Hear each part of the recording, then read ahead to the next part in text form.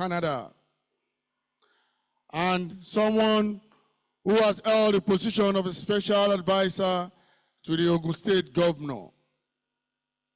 Distinguished guests, ladies and gentlemen, I would like to specially welcome to our midst the Honorable Commissioner for Environment in Ogun State, Dr. Ola Oresoya. Please, let's give him a round of applause. You're welcome, sir.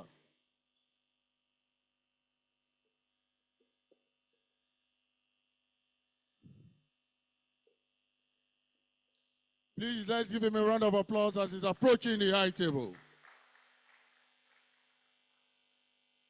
You're welcome, sir.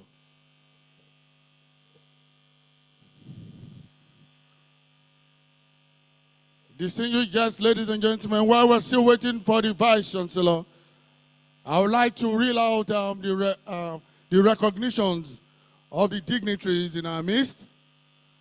Without, in no particular order, I beg your pardon, I'd like to recognize the presence of the Dean of the College of Plant Science and Crop Production, Professor Bolarewa Senjobi.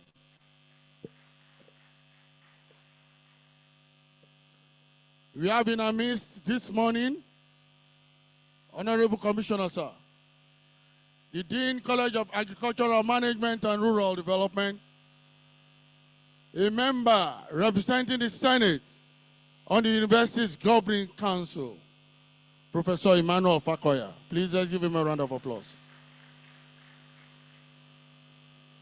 Also in our midst this morning, Honorable Commissioner, sir, is the Dean of the Student Affairs,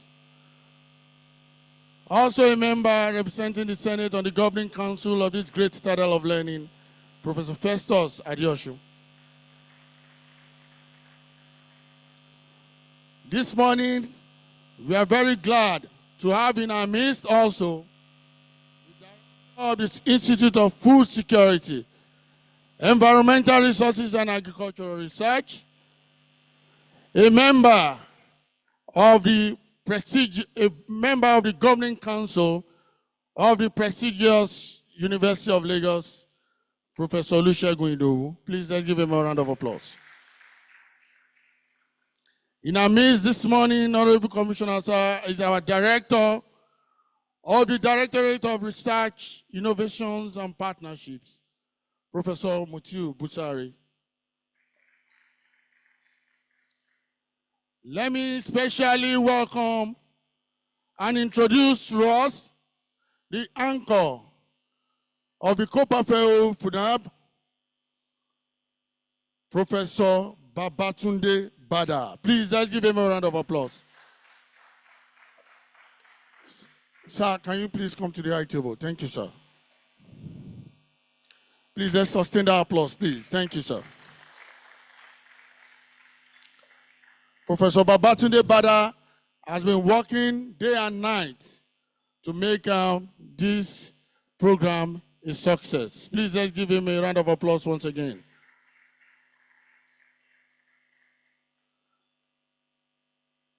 Also in our midst this morning, Honorable Commissioner, sir, is our Acting Director, Center for Community-Based Farming Scheme, Dr. Shakirat Ibrahim.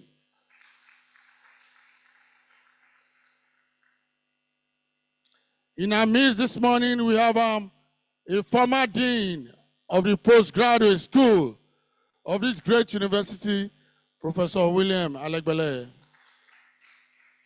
Can we wave to us wherever you are, sir? You're welcome, sir. You're welcome, sir.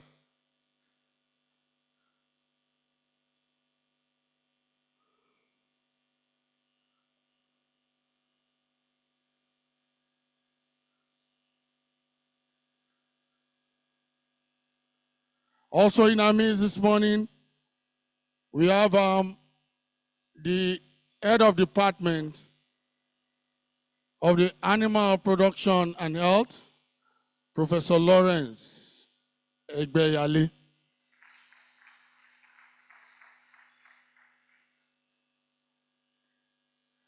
The head of Department of the Environmental Management and Toxicology is here with us this morning, Dr. Adewale Taiwo. Please let's give him a round of applause.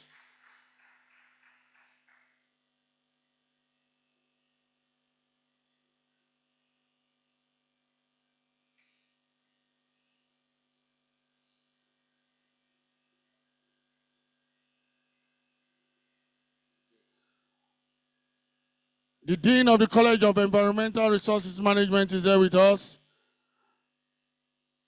Distinguished guests, ladies and gentlemen, I'd like to specially welcome Professor Olusegun Ogutoke. Please let's give him a round of applause.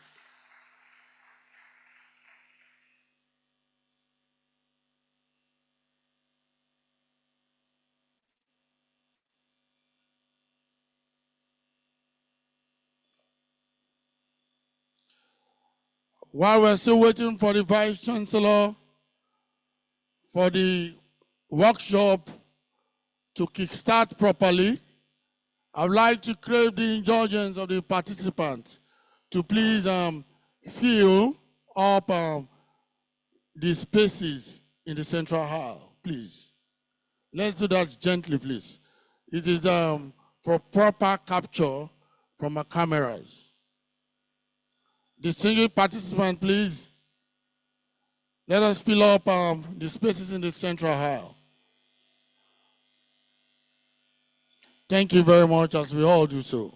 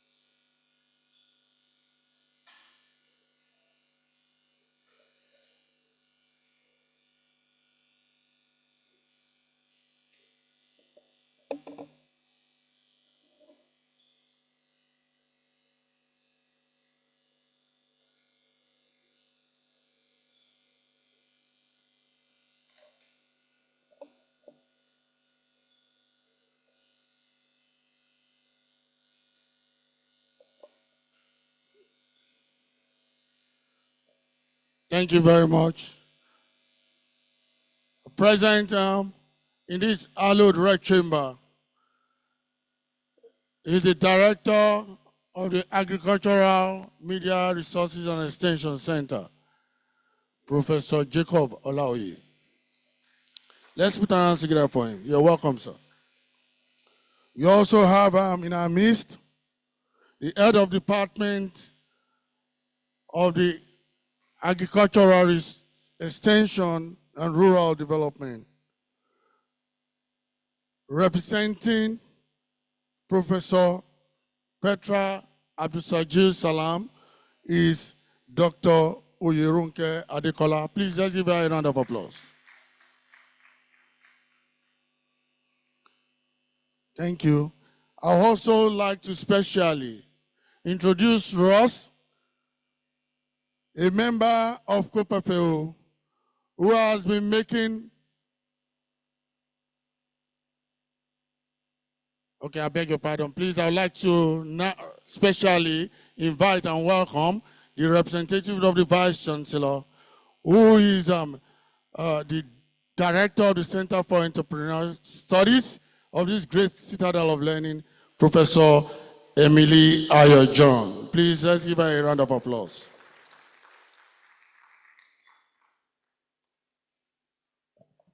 Let's sustain the applause, please. She is the representative of the Vice Chancellor. Thank you very much, sir.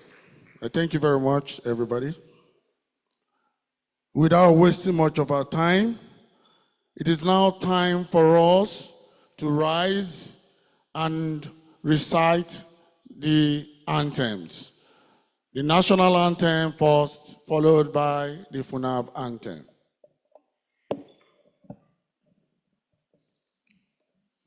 Nigeria, we hail thee, our own dear native land. Though tribe and tongue may differ, in brotherhood we stand. Nigerians old and proud to serve our sovereign motherland. Our flag shall be a symbol that truth and justice reign. In peace or battle honored, and this we count as gain. To hang on to our children a banner without stain. O God of all creation, grant this our one request. Help us to build a nation where no man is oppressed. And so with peace and plenty, Nigeria may be blessed. FUNAB anthem, please.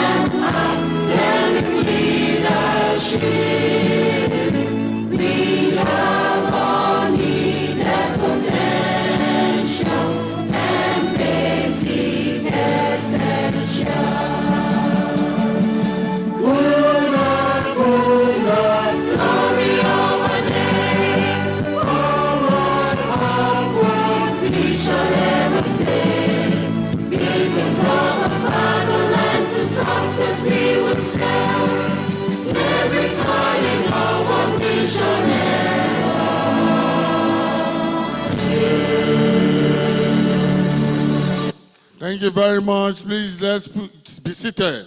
Thank you. Just walking in is the Deputy Vice Chancellor Academic of this great citadel of learning, Professor Olukayode Akinyemi. Please, let's put our hands together for him. Before I call on Professor Bada to give us a welcome speech and a project brief, I'd like to quickly recognize the presence of the university's 96th inaugural lecturer, Professor Victor Makinde. Please let's give him a round of applause. Thank you, sir. Also in our midst is Professor Akinola Bukuola. Please let's give him a round of applause. Sir, I think you have a basket full of tomatoes this morning. Please, let's give him a round of applause once again. Thank you, sir. Also, to recognize the presence of the head of department of the Forestry and Wildlife Management, Professor Margaret Olufunsho Adedoku. Please, let's give her a round of applause. Also in our midst is the head of department of the Soil Science and Land Management, Professor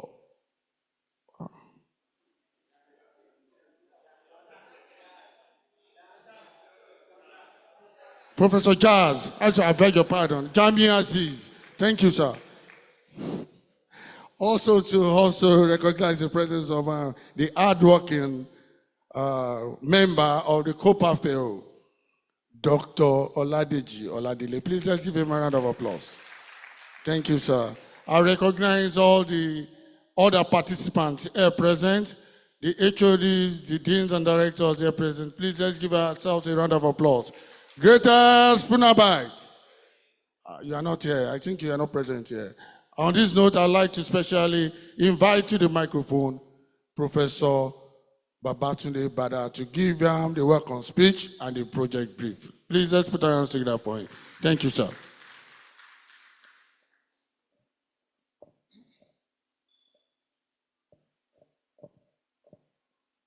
Good morning, everybody here present. I would like to, I should have rest on existing protocol, but I have to thank the people that are present now for keeping to the time. I'll start with the Commissioner for Environment. Upon a tight schedule, he promised to come and he has been here on or before 10. Thank you very much, sir. The Deans, Director, HODs here present, you are highly appreciated. People from Federal Ministry of Federal Medical Center, Abeokuta, FMC, you are also recognized. Without wasting much of our time, I'm here to present a brief about the project and the work as pertaining to the FUNAB.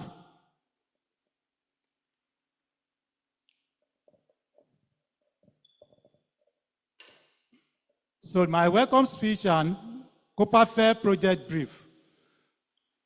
COPAFEU is co-producing knowledge. Co-producing knowledge of sustainable growth through service learning, pedagogy between African and European higher education institutions. And the project is being funded by Erasmus+, aiming to promote e-service learning methodology among higher education institutions in sub-Saharan Africa.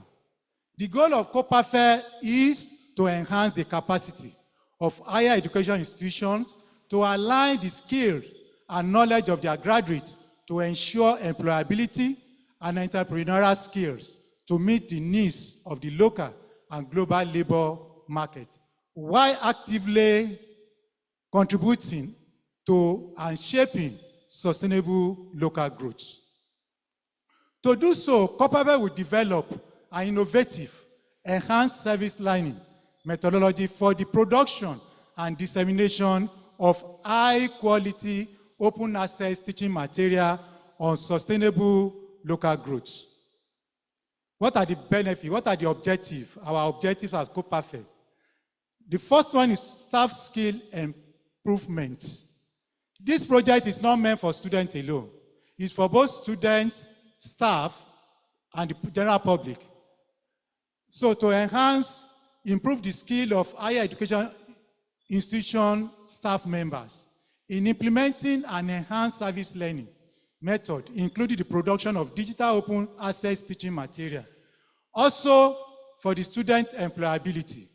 That is, in preparing enhanced service learning, we are going to introduce a lot of practicals, especially for our entrepreneurial courses. We have some at the departmental level and there's a university course. And that is why this project is being centered at the University Teaching and Research Farm.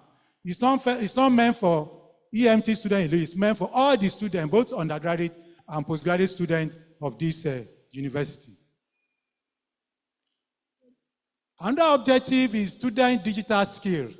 It will improve the skill of higher education institution students in producing digital cases and open access teaching material as part of their work in enhanced EXL project. Also, inter-Africa collaboration. In this project, we have about 10 universities, 6 countries, 4 from Africa, 2 from Europe. So there will be the enhanced service learning will be developed in such a way that there will be inter-Africa collaboration. Then shared value creation is another objective. Then meet our partners. I said the other time we have 10 universities. Akin School of Economics in Finland is the project coordinator. That is where the project coordinator is. We have the Mentor University in Ethiopia, Aramaya in Ethiopia, UI, FUNAB. We also have Kali University in Tanzania, University of Dar es Salaam in Tanzania, Cape Peninsula University, PUT in South Africa, and another university in Greece. So we have 10 universities in total. Our direct target group for this project. The first one is higher education institutions and research centers. 2, student network. 3, third sector organization and other non-academics. 4, social enterprises and business communities. Policymakers, public bodies, local, regional, and national, and media representative. That is why, if you check, all right, if you check the composition in this hall, it's not limited to FUNAB alone. We invited people from outside so that to really portray our objective and our target group. Then our intellectual output at the end of the project, training package material we develop, student guideline, and detailed technical guide. Now, what is FUNAB aspect of this objective of this work? FUNAB is on sustainable entrepreneurship with emphasis on converting waste to biogas.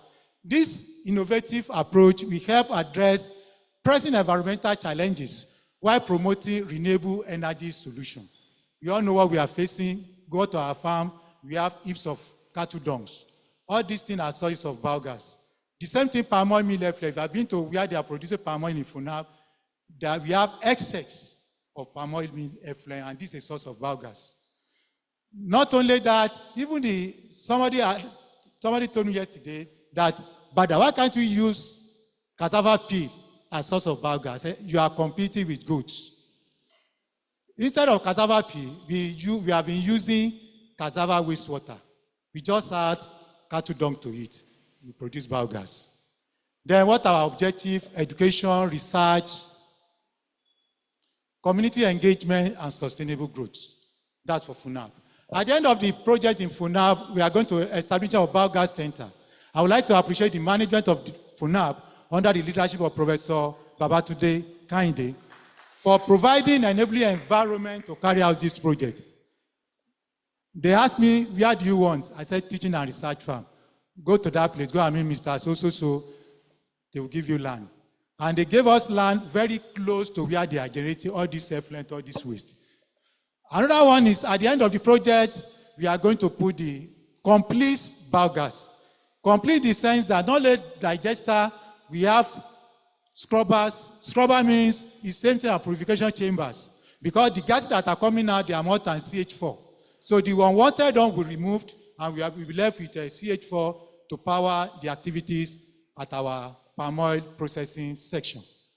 Then we have a compressor. After purification, the compressor will compress to the cylinder. You have to provide if you want to compress it so that the cylinder will not rust. But if they want to use it for palm oil production, there is no need for purification. We use it directly.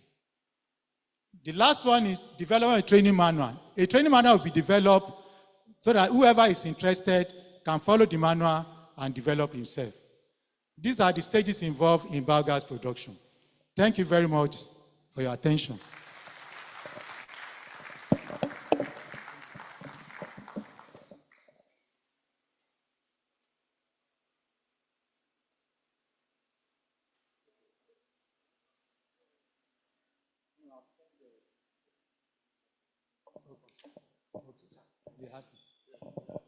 Okay. I was informed now that some want to join online.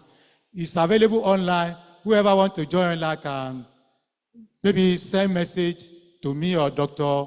Oladeji, who send the link so that they can join online. Some people are joining us online right now. Thank you very much. Thank you very much, sir. Please let's give Professor Bada another round of applause for that brief and succinct COPAFEU brief. Thank you very much.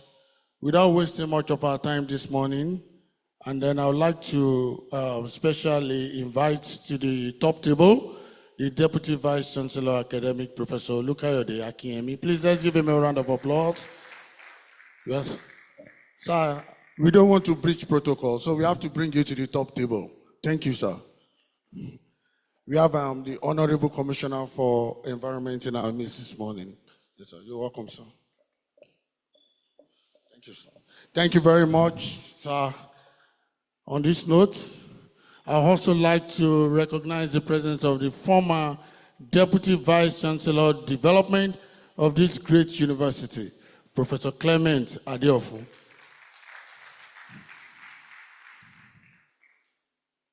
Also in our midst is the Head of Department, Plant Physiology and Crop Production, Professor Thomas Fabomi. You're welcome, sir.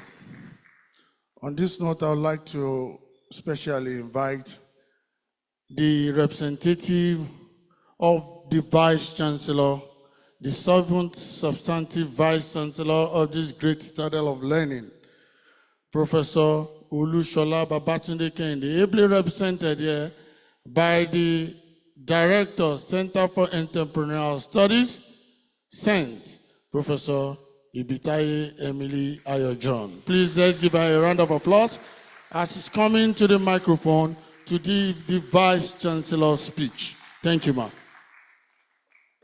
Thank you. Yeah. The Deputy Vice Chancellor Academic,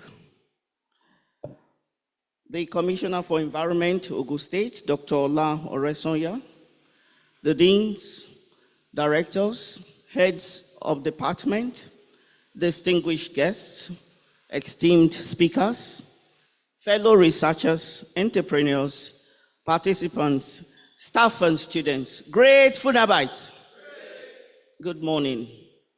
It is both an honor and a privilege for me to welcome you on behalf of the Vice Chancellor, Professor Olushola Babatunde Kehinde, to this all-important conference on biogas production and sustainable entrepreneurship.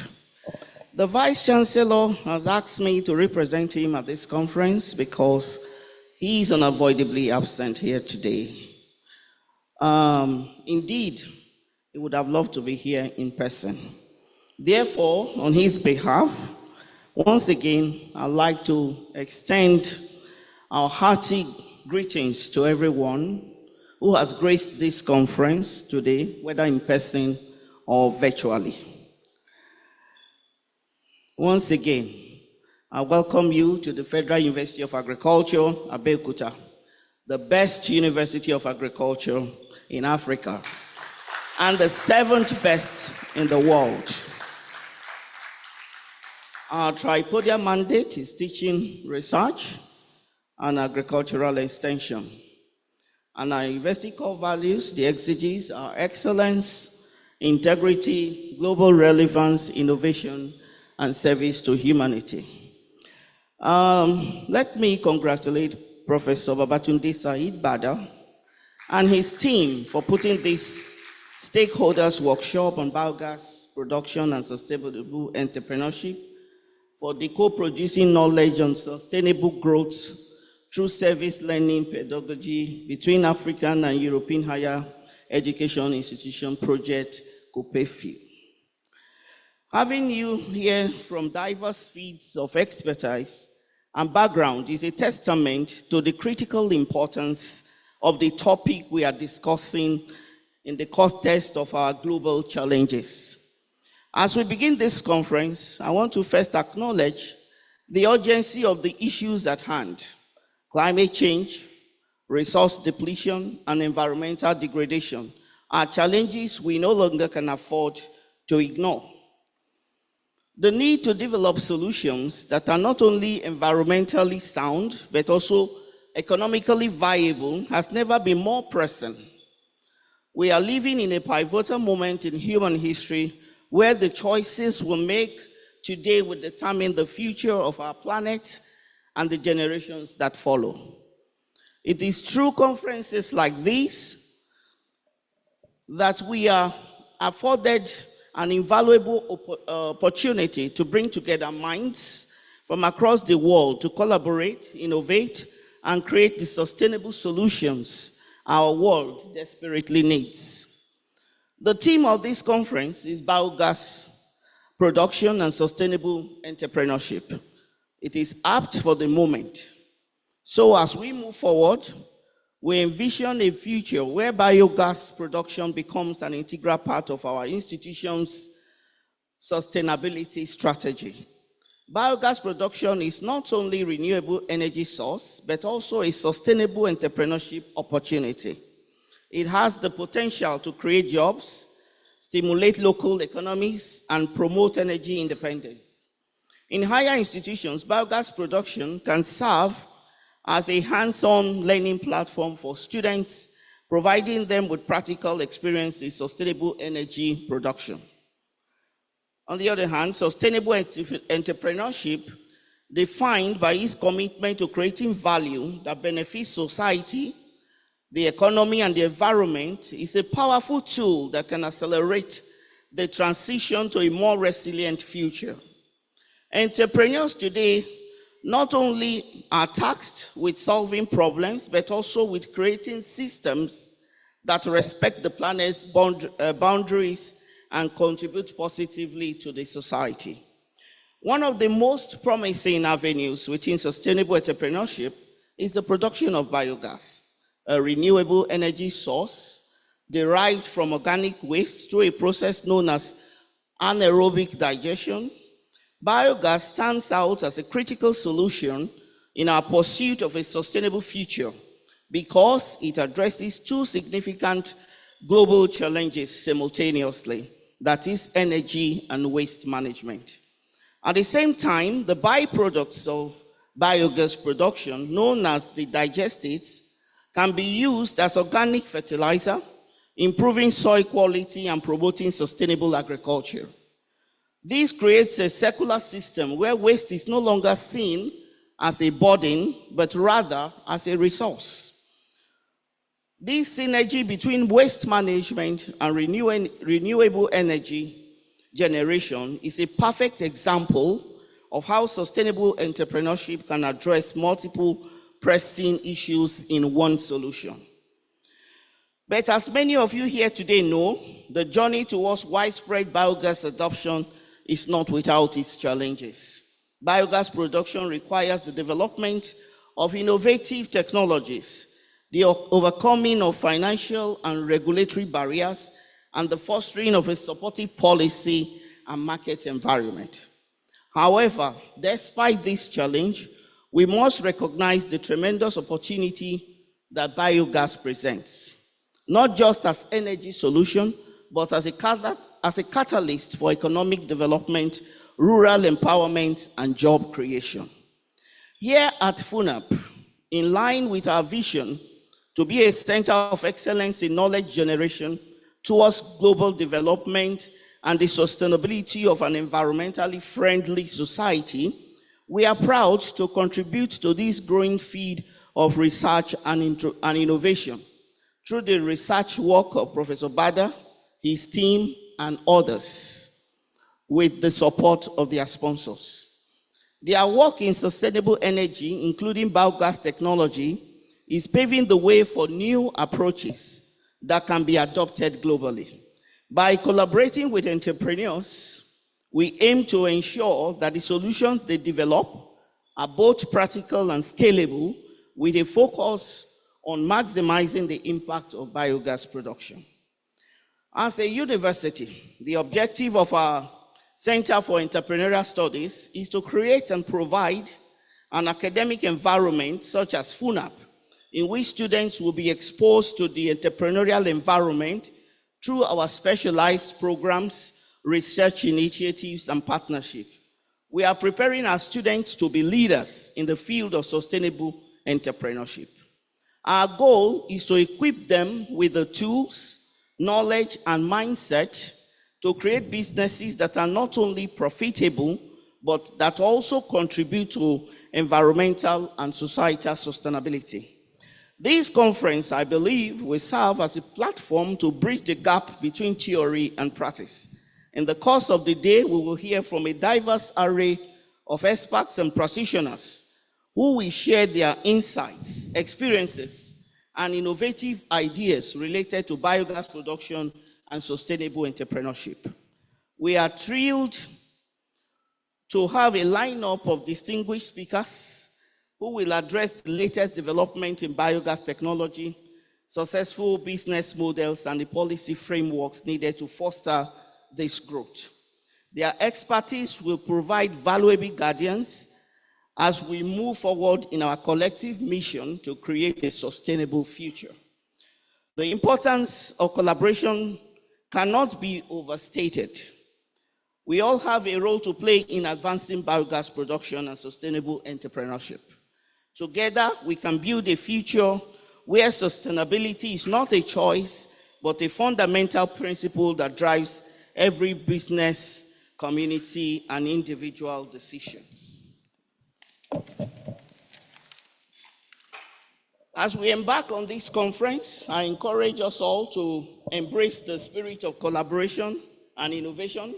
Let us use this opportunity not only to share ideas, but also to form meaningful partnerships that will propel us towards scalable and impactful solutions. The challenges we face are vast, but are also the opportunities. By working together, we can unlock new pathways to sustainable energy, economic prosperity, and a cleaner planet. As I round off, I'd like to extend my sincere appreciation to everyone who has made this conference possible, from our esteemed speakers to our dedicated organizers, and of course, all of you, the participants. You are committed to creating positive change. I am looking forward to seeing the outcomes of these discussions from this conference today and the many fruitful collaborations that will emerge from this gathering. Before I round off finally, I implore you to spare some time to explore our beautiful and serene campus. There are spots of attraction. The zoo park is there. We are there at the Entrepreneurial Center. Once again, I want to thank you for being here, and I wish you a successful and inspiring conference as I declare it open on behalf of the Vice Chancellor, Professor O.B. Kende. Thank you very much for that excellent speech on behalf of the Vice Chancellor. Please, let's do more to appreciate the representative of the Vice Chancellor, Professor Olushola Babatunde Kende, the Director of the Center for Entrepreneurial Studies, Professor Ibitai Emily Ayojon. Please, let's give her a resounding applause once again. Thank you very much. While the representative of the Vice Chancellor was giving the speech, the Dean, College of Entrepreneurial and Development Studies, Professor Olabisi Jayola came in. Please, let's give him a round of applause. Also, a very big fish on this campus came in while the Vice Chancellor was giving the speech. She is a former Deputy Vice Chancellor academic and a very foremost veterinary medical doctor, Professor Morenikeji Dipeolu. Please, let's give her a round of applause. Thank you very much, Ma, for gracing this occasion. At this juncture, we have come to the end of the opening ceremony of this workshop. After the anthems, we all proceed to the basement of this red chamber to take group photograph, and we all come upstairs for the following events on the program. On this note, I would like to respectfully inform the representative of the Vice Chancellor and the Honorable Commissioner for Environment to please stand, and everybody stand for the anthems. The FUNAB anthem followed by the national anthem. Thank you very much.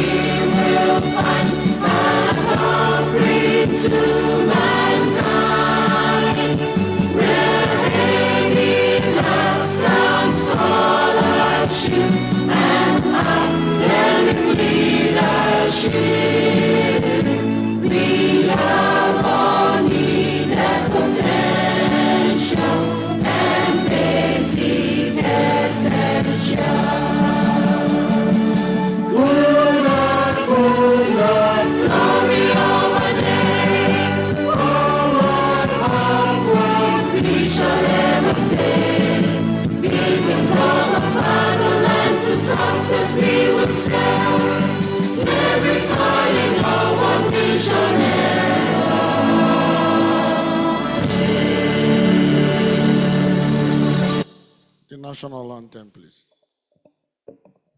Nigeria, we hail thee, our own dear native land. Though tribe and tongue may differ, in brotherhood we stand. Nigerians old and proud to serve our sovereign fatherland. Our flag shall be a symbol that truth and justice reign. In peace or battle honored, and this we count as gain. To hang on to our children a banner without stain. O God of all creation, grant this our one request.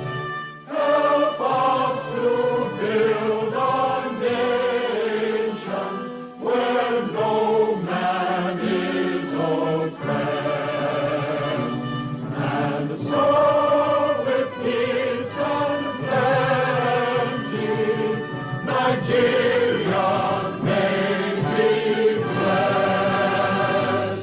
Thank you very much. Please, let's proceed downstairs for the group photograph. Let's wait for the members of the high table to exit the hall first before we all follow. Thank you very much. We'll be coming upstairs back for the continuation of the program.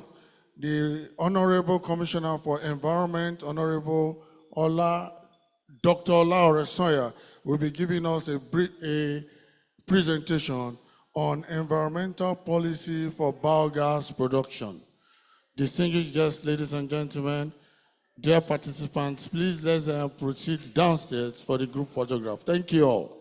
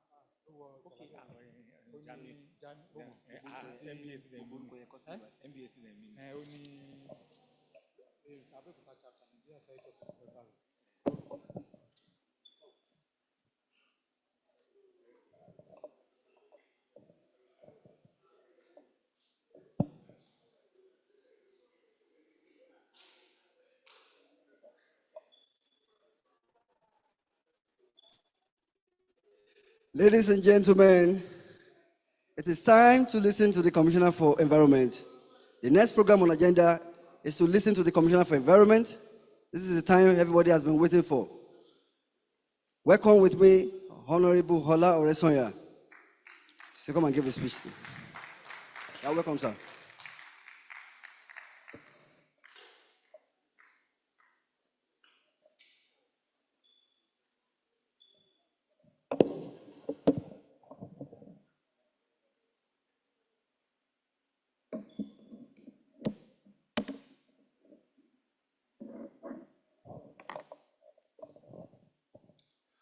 So, good morning, ladies and gentlemen.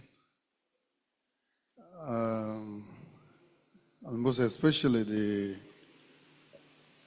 erudite scholars seated here at these red chambers.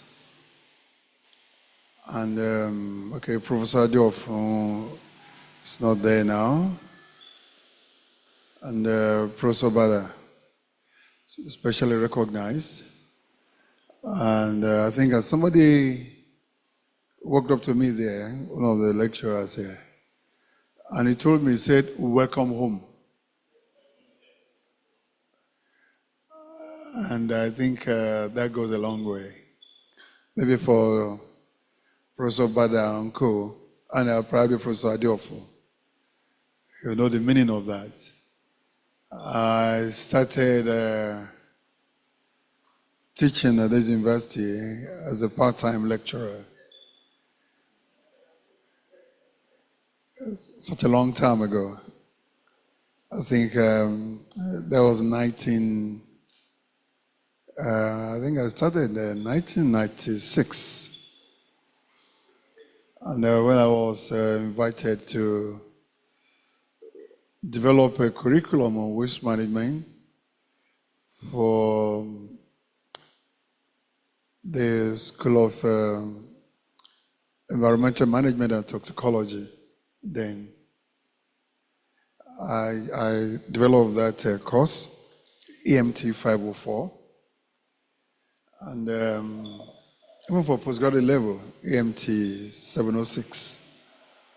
I developed a curriculum then, and I was enjoying myself while I was still working in government in Lagos. So I was always coming weekends.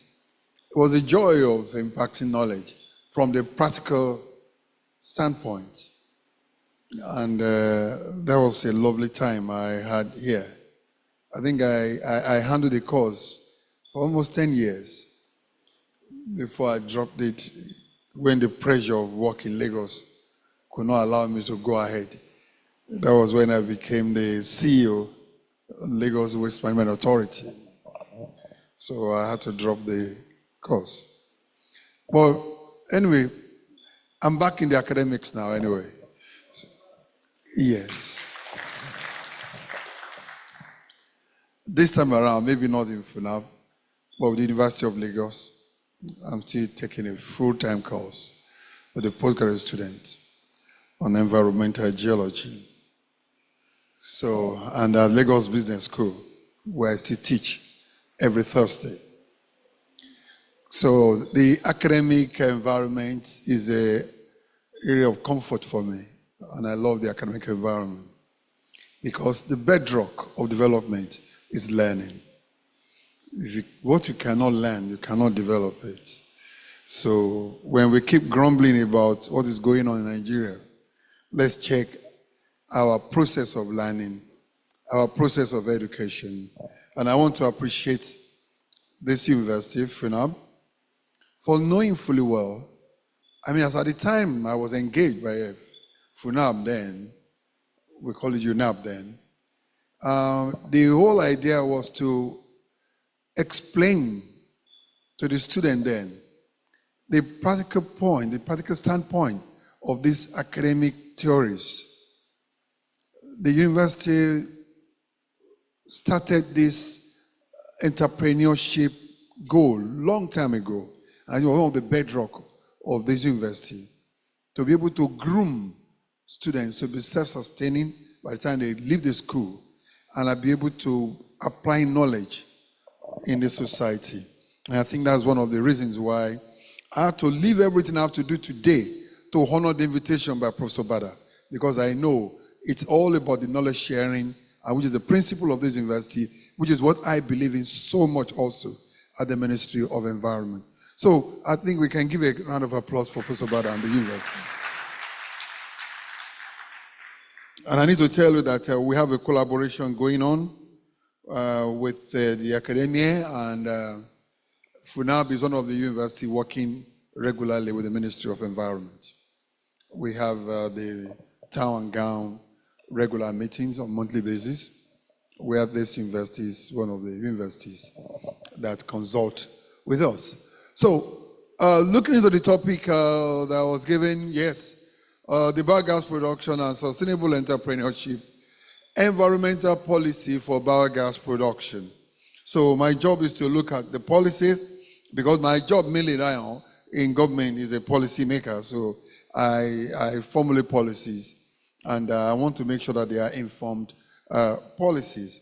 So, but pardon me, I went a bit into academics for the sake of students who are here. So try to define what biogas is, and I think that those are the definitions, and I'm sure by the time, I may not really want to go deep into that, but it is all there. Biogas is all about production of gas from biological activities, and I think I'll talk a bit more about the natural activity. It's all about breaking these organics. Mainly they are amino chains in the organics, all right, the CHON and the rest of it. So you turn them into methane, into carbon dioxide, okay, and into other gases, okay, and that is what you have in biogas. So they are all from organics, biodegradation. And it is different from syngas. Syngas is synthetic gas, okay? You have biogas and you have a syngas. Syngas, you get that one from breakdown on the pyrolysis and other compressed, induced activities, induced pressure and temperature. You can break plastics and mainly other non-true events are not natural events. You can break those ones down into syngas, that's pyrolysis and the rest of it. But for biogas, yes, you have hydrolysis and you have acidogenesis, and these are the processes that can lead to biogas production. And you have the acidogenesis also, and methanogenesis. These are basic process that you go through in generation of biogas. And like I said, I will not delve too much into that. This is not the classroom. This is where we just have a lecture. So for the lecturers and for the students, you can read more about those processes. All right. And what are the organics that are around us that can lead, that can give you these products? And these are things you see around you here. And this is the University of Agriculture. And that means food production mainly, and food security and other food businesses. You are at the production end and how to stimulate this production that can give us food. The most stable food around here in this part of the world is cassava. It's the stable food. It's an industrial item, and cassava is one of the key things where you can we look forward to around there. So cassava peels is one of the key areas where you can generate biogas. And I think FUNAB is noted to be one of the universities. You promised, there was a time I had a news that you promised you're going to be producing so many tons of cassava from this university. I don't know whether than it is right or wrong. But I wonder, so I wonder if we are really doing that. But from cassava peels, animal manure from husbandry, from market waste, which is waste from our markets, I mean, food waste, leftovers, and you have all this biogas production can come from there. You have also from our livestock production. Livestock production, you have a lot of cattle dungs, poultry droppings. These are very, very good sources of biogas, and most especially from our households, from human feces and your kitchen waste. It's a very, very good source of feedstocks for biogas production. Well, different kind of biogas digesters that you can have. You know, in biogas production, all the processes that I talked about, you have to go through the process of digestion. You have to go through the process of, most times, anaerobic digestion, the absence of oxygen. I told you about the biogas and syngas. Syngas is the opposite of the biogas. So all of them have to go through the process without any oxygen. So under anaerobic digestion, all right, you can produce all the the biogas production. And you have various type of biogas. You have the fixed dome digester. Fixed dome is almost just like what you have a septic in your homes. The septic tanks in your house is a fixed dome, all right? And some can be designed in a way that they'll be subsurface. Fixed domes are subsurface in nature, and you just have an oval top to enable circulation of the bacterial activities. The digestion is more when you have a kind of a convex surface. It enables the migration of the anaerobes in the fixed dome. But your basic septic tank in your house is a fixed dome digester. All right? It's a fixed dome digester because at the subsurface you have enough heat to agitate the bacteria that will be able to digest the organics and give you most of this biogas that we look forward to. So then you also have the floating drum digesters. The floating drum digesters, that is above ground digesters, where, and I think I made one of that in Lagos sometimes at the Ikosi market in Lagos, where food waste we put into the floating drum digester. It was just a 10,000 liters cylinder that was above ground, and you have the agitators there also.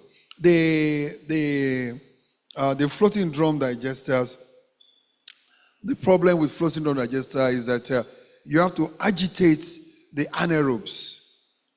You have to agitate the anaerobes to make them active because of the temperature. The temperature is not good enough for them to be active. Then you have the plug flow digesters, the cover lagoon digesters, and you have the continuous start bioreactors. Basically, it's just to, and I think those are just academics there, and it's just to let you know that there are various forms of digesters that will enable biogas production. And I think for the research team that are trying to do the biodigester now, and that's Professor Bada and the team, you need to look at the kind of biodigester that will be fit for purpose for the kind of biogas that you want and how you want it. So let's go into the entrepreneurship aspect of this whole process, because I think this is where Professor Bada really wanted to talk about the entrepreneurship and the policies that will stimulate entrepreneurship for biogas production. So for entrepreneurship, it's all about markets. It's all about feeding the need of an existing market or a future market. As an entrepreneur, you must identify a need. And you must identify that there's a demand. There's a demand and there's a supply gap. And that there's a demand for it. And how would your production respond to the need? Or how you bridge those who are producing and those who will need the item at a cost that will be sustainable, sufficient enough for you to continue to supply that. So for entrepreneurship, I think you look at about 4 pillars out there, and I think that's number one is the government support for entrepreneurship to unlock the potential in entrepreneurship. Because if you really want, for example, look at the telephones we're using right now, the GSM and the rest of it. Before the GSM came, we all know how we all have to go and queue for 3 or 4 days to make a call to England. And you have to take tally number. Before the Nitel will now call you to come into one cubicle and come and talk. I'll be so excited you're talking to somebody in England. It take you 3 or 4 days. But right now, just pick your phone and not just a call. In fact, for you in those days to see video call, you have to go to Lanlate to do video call. You have to, they will put you in a cubicle. And it's like you have seen an angel when you see somebody in England and you are talking to those fellows. But one policy of government then unlocked this potential. And that's why you have entrepreneurs who have established the Glows, MTN, Airtel, because of one government policy. So the same thing, when it comes to issue of enabling entrepreneurship programs in a particular area, government has to be deliberate about policies that can stimulate and open such opportunity. Then accessibility to fund. That means, that there are some funds that have to be privileged funds. From Bank of Industry right now, for example, they give you some, maybe you are a startup. You don't have any collateral or anything. Government can actually guarantee that and enable you. So these are part of the key things that enable entrepreneurship in a society. Training and education. People need to have the skill. And I think that is exactly what the university is trying to do. When the skill is there, then the next thing is that I need a government, which government policy enables me to do this. The market is unlocked for you. Then the bank will be there to give you fund, okay, because somebody will guarantee the risk. So training and education is very, very key. And I believe that is the essence of the research we are talking about today. And the 4th pillar there is the awareness. The awareness campaign. You must let people know that those alternatives are there. My people perish for lack of knowledge. People may not know they have a cheap alternative, and they will keep agitating where there is no need for agitation. So, for the entrepreneurship program to be sustainable, it has to pass the checklist of the sustainability, which is 3, which is the social. It must be socially acceptable, it must be environmentally expedient, and it must be economically viable. For biogas production to be acceptable and be sustainable, it must pass the environment checklist, the social, and the economics, which is the business idea. Must be good enough. So I think those are something generic out there, and I really want to address specific from your questions during the question time. Now, let's look at the policies that are in Nigeria right now, because I think that's where he actually wants me to delve into the policies. So we have policies in Nigeria. Many of them are not really specific about biogas, maybe just 1 or 2 of them. The National Energy Policy. The National Energy Policy, just paraphrased about energy mix, and biogas is just one of the sources of energy mix. I want to tell you that you can do much more with biogas than just energy production. Yeah, It's a form of energy, gas, but there's so much more you can do. In the pharmaceutical industry, you have a lot you can do with the biogas. Cement industry and many of them. There's a lot you can do with biogas than just energy. But in the national energy policy, biogas is entrenched but not specific on the targets for biogas. The Renewable Energy Master Plan, the National Renewable Energy Master Plan, also includes a specific biogas targets and a support mechanism, subsidies that can run for biogas production. And then the effective implementation is crucial because these laws are there, but we are not implementing them because they are not publicized. People don't know more about them. People don't know more about them because on your energy mix production sources in your industries, you can file in for national discounts, okay, through the carbon credit.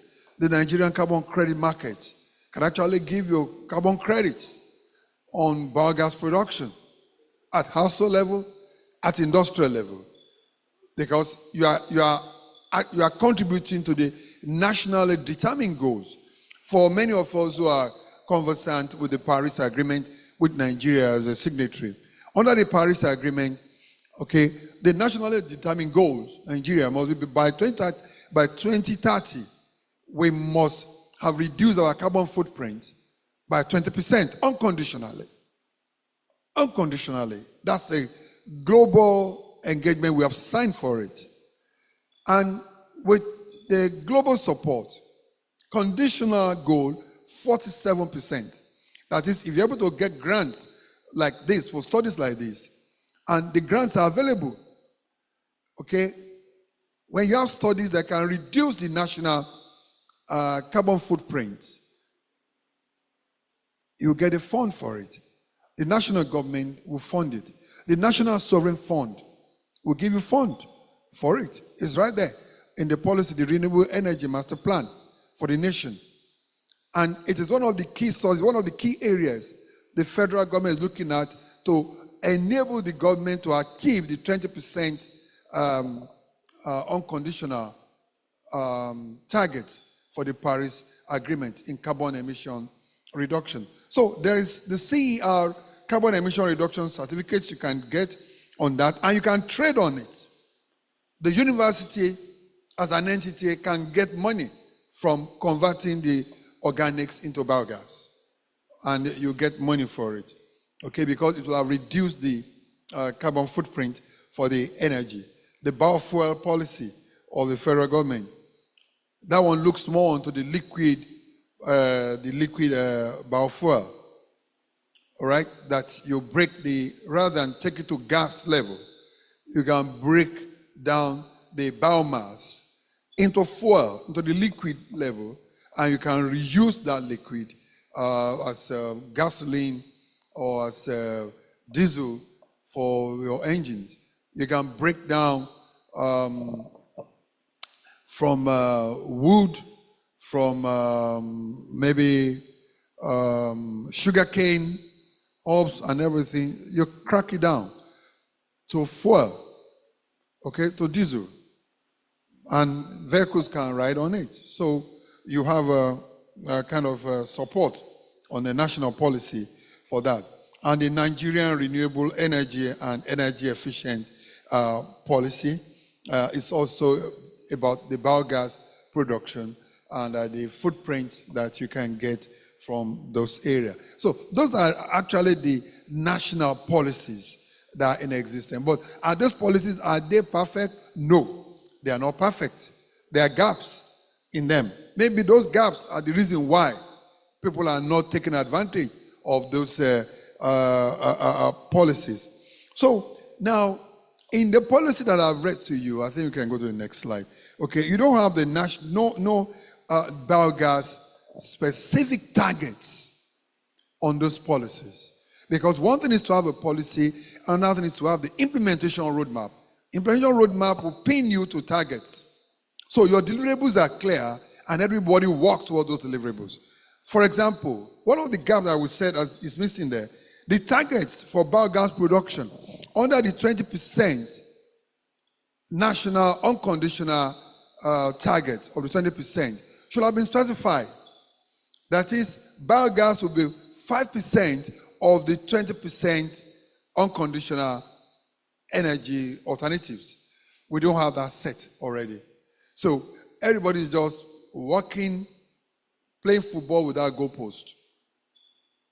You understand it? When you have two teams playing football on the field and there are no goalposts, even if you are playing, the only reason why you know you are doing well is how many goals you scored. All right? What is not measurable is not manageable. So those policies are not really specific on the measurements, okay, that are expected from the producers. The incentives, the local incentives, are not very clear, and the incentives are slow and inconsistent. For you to even be able to get the global incentive, the footsteps you have to go through is so much. For you to get the CR, you have to get the consultants under the national, the UN FCC, the Union Fund for Climate Change, UNFCC, for you to be able to scale the hurdles of drawing the dollars. You have to go through a lot of consultants, and I think there should be local incentives by the federal government to support that. Okay, so you have the limited banks that are financing this. Not too many of our banks are well entrenched, or when it comes to green financing. Green financing, all right. So in Nigeria, we have access to what we call the green bond. But many of our banks are still more into retailing than real investment banking when it comes to green financing.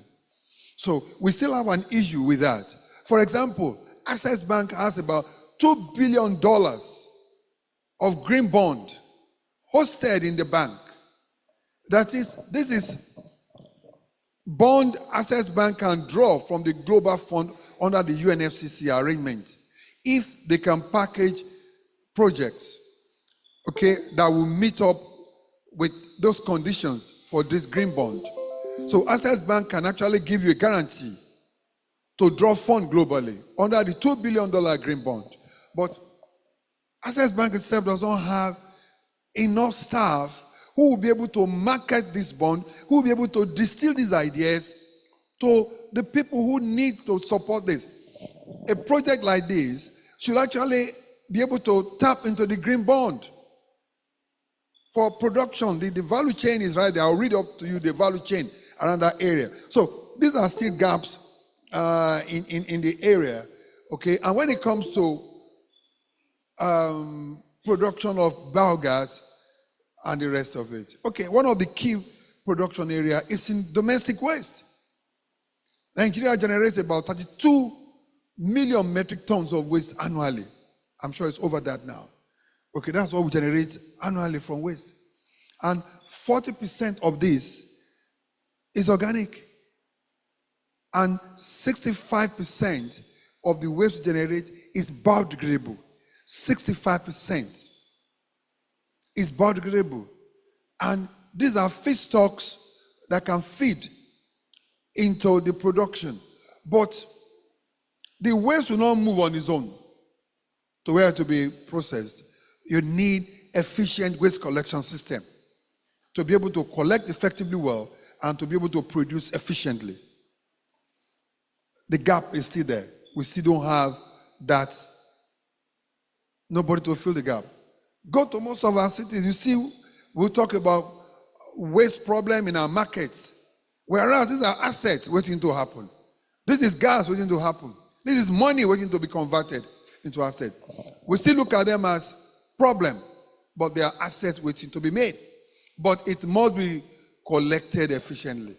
You need to deploy fund for collection because the market end is the production of biogas, which also has a market end for production, for consumption of the biogas that we're producing. So waste management, the policy, the national policy, did not capture the essence of funding this biogas production from the waste management collection end.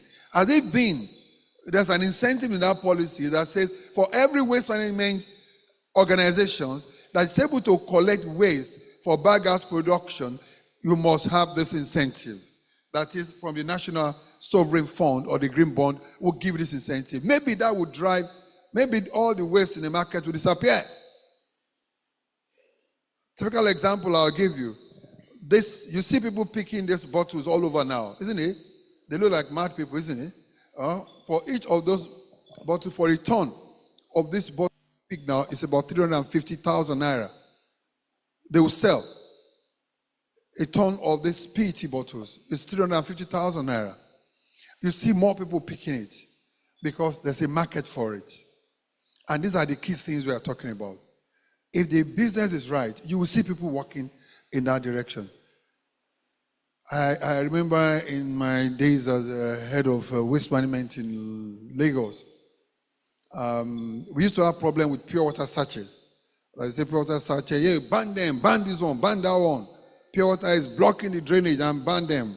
And I told the governor then, who's our president now, he was the governor of Lagos then, President Tinubu Shaju. I said, sir, can you allow me to perform an experiment? Sir, we don't need to ban these people. He looked at me and said, okay, go ahead with your experiment. That was when we started the buyback program. And I think I saw somebody here who said he worked with me in Loma then. There's a lady that came to me. Is the fellow still here? Oh, okay. Maybe the fellow is not here. But I'm sure Professor Arowolo will remember that experiment that we did. And I think Professor Adeofuntu probably will have an idea. We started the buyback program. We told people, bring 1 kilo of pure water, we'll give you 30 naira. And they started hunting for it. People started hunting for it. We got somebody to start producing the plastic, the pure water sachet into another waste bag.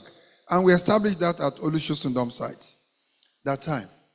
We created job for the woman who has the plant. We created job for the people who are picking plastics on the road. And our own cost of collection reduced.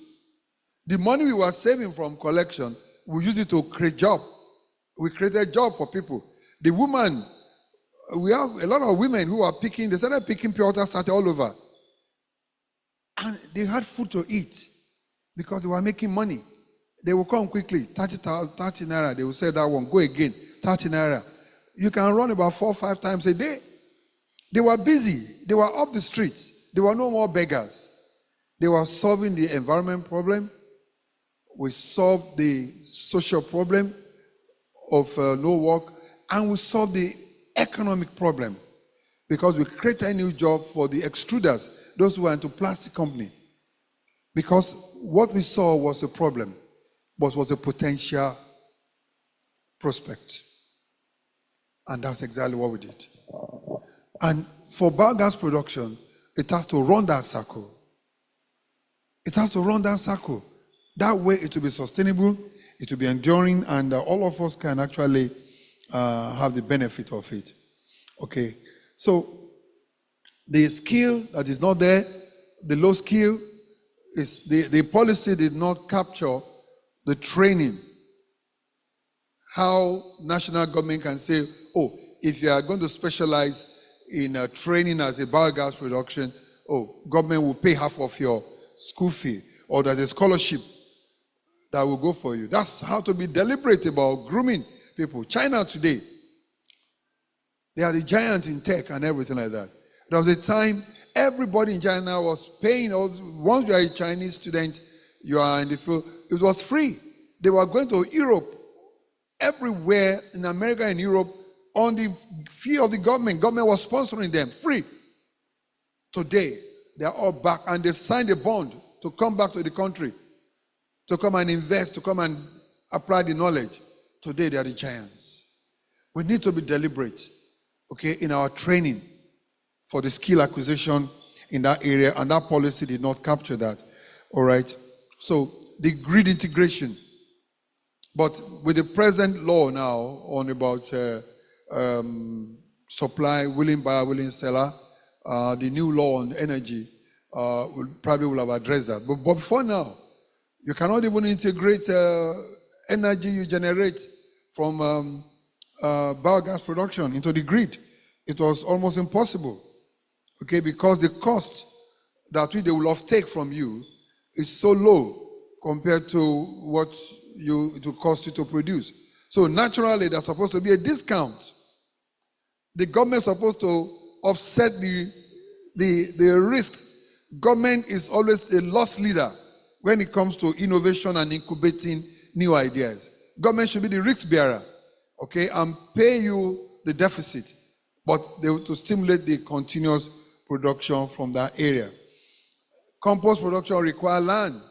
You heard Professor Bada when he was talking, he was so grateful that he said, oh, when we approached the VC for land, he joyfully gave us land. That tells you that in compost production, you need land. Land is key. And the government must be able to do that so that for government, you must be able to say, look, once we have compost production, government must give land to the tune of this size, this size, this size. So those are the things that should have been embedded in that policy that will make compost production to have been easy. Okay, then the large scale focus is also a major thing where you can focus on the large scale production of that. So I think I did also a recommendation, and I think I've discussed more on that recommendation right now. The National Biogas Strategy, the streamlining incentives, the dedicated fund, the improved waste management, raising awareness, and facilitating grid integration, and also addressing the land tenure and support for the small-scale entrepreneurs. So if you look at it that way, and I think maybe those are the areas where I believe Professor Bada wanted to address, and I'm trying to limit myself to the areas where I said I should address so I don't shoot the bounds. So I think despite the Nigerians' potential to generate over 12 million cubic meter of gas, of biogas annually, okay, daily, from the quantum of organics that we have in our both waste from organics from refuse and also agricultural waste.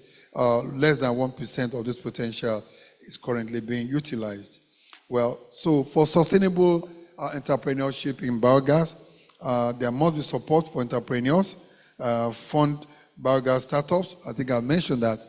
There should be a fund for the startups, and I think the green bond should really go into engaging more with the biogas producers. So we're to engage the communities and involve communities in the local planning, ownership, and operation. Then the pilot projects should actually be funded and sponsored, while government and all other bodies should bear the risk. So what's the future outlook for the biogas markets in Nigeria? That's a future outlook, okay? And I think the technology, and if you look at it, like I said, entrepreneurship is all about market-driven investment, where you establish, you be assured of a market, availability of market for your product. Now, if you look at the value chain, in compost production, there's the engineering of production of scrubbers, okay?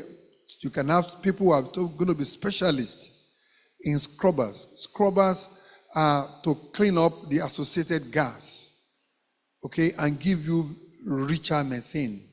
What you want there is methane, because the impurities there, the associated gas, will reduce the calorific value of your biogas. So you need people to specialize in scrubbers production. We have scrubbers worldwide, but Nigerians can be so ingenious that will develop scrubbers that will clean up and precipitate the condensates in biogas and give you cleaner methane. These are research areas. These are areas where students can research and become professionals and become an expert in development of scrubbers. Okay, this along that line of that value chain. I talked to you about various biodigesters. We need domestic digesters. Many of us don't know that right now the market for biogas, if start from the domestic usage. You can now 12 kg of cylinder of cooking gas, I think is the price. I hear my wife complain every day that the thing is getting higher and higher. All right, is it coming down now? Is going or still going up? Whatever it is, your septic tank is a source of, it's an alternative. You don't need to buy gas for cooking if you have a septic tank in the house. You don't need. If you design your septic tank and close it up with a dome, every time you flush and it goes there, you dewater, and the sludge itself generates methane.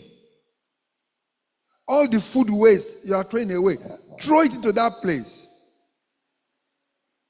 When you cut your grass in your compound, cut it, shred it, throw it into the septic, you'll be getting your methane.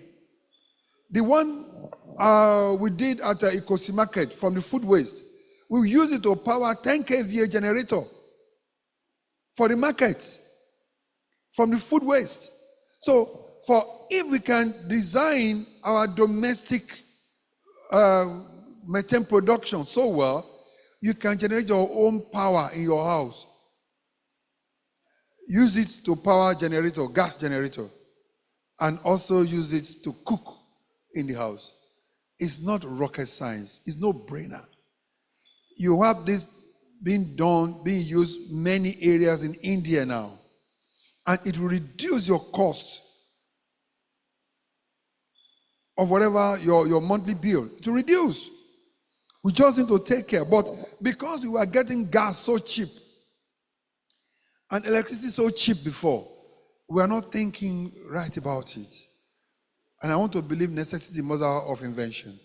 So if we talk about things are hard now, something must push us to learn. In those days when I traveled to England and I see my cousins, when I put on the light, I was coming from Nigeria where you can put on your light for whether you are in the room or not. You put it on now. Huh? By the time NEPA come in the end of the month, you just give them whatever you want to give them and they go away. Huh? I didn't know that they were using prepaid meter. They were counting every minute until we started, when energy became so expensive in Nigeria. Now that I'm using prepaid meter, I understand the reason why. They have to tell me, I was thinking, now I know better. In those days, we would pick the telephone and we want to, when in the nightel days, you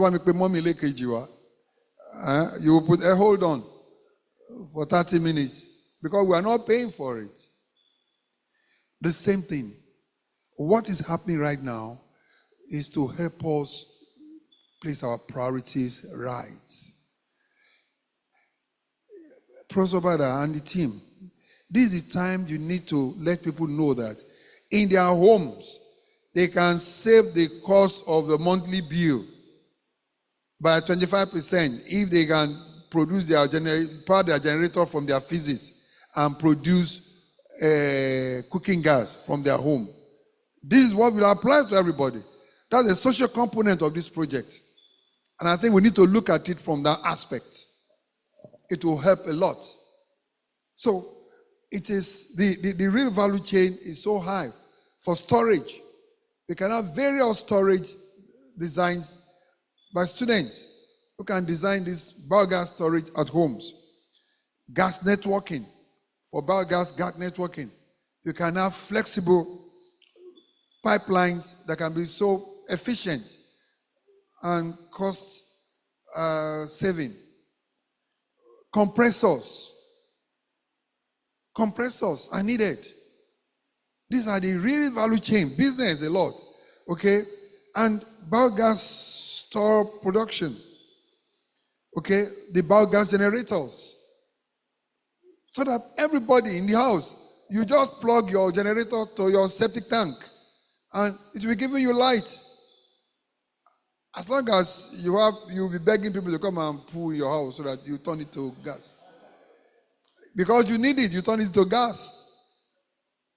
All right? So the value chain is so high when we look at the future. Okay? It's so bright. And our farm settlements should be upgraded. All right? And there should be incentives for biogas companies all over. And I'm sure they are going to start imagining. It looks today as if there's nothing called biogas. But I can give you another 5 years. You'll be surprised how many millionaires and billionaires that will come, that will emerge from biogas production. The way things are going. The thing we need to look out for is our biomass markets. How do we develop the market? How do we stratify it? You have economics that can develop that market for you and market biogas production.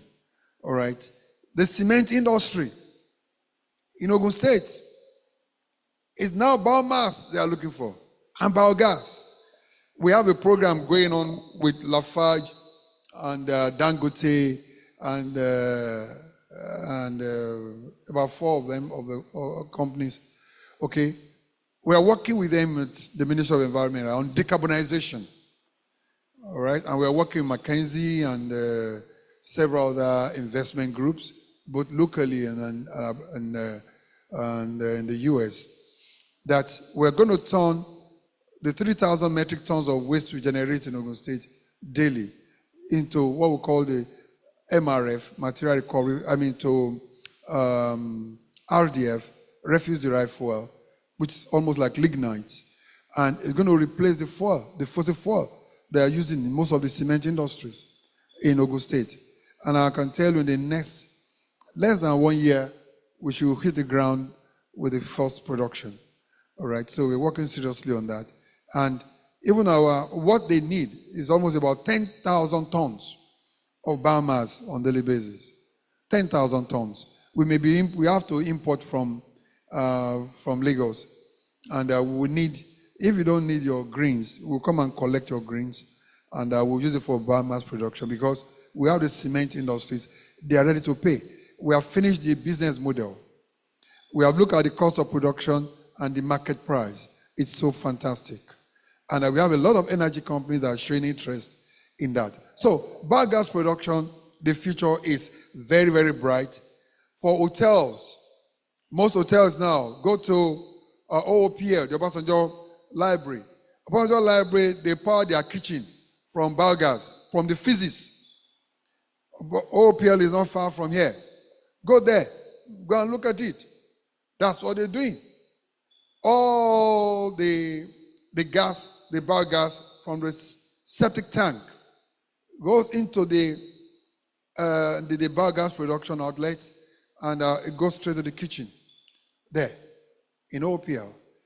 If you go to the Ministry of Environment, the toilets, the public toilets we are building, and we are coming to build another one in front of Akpakila, not too far away from here.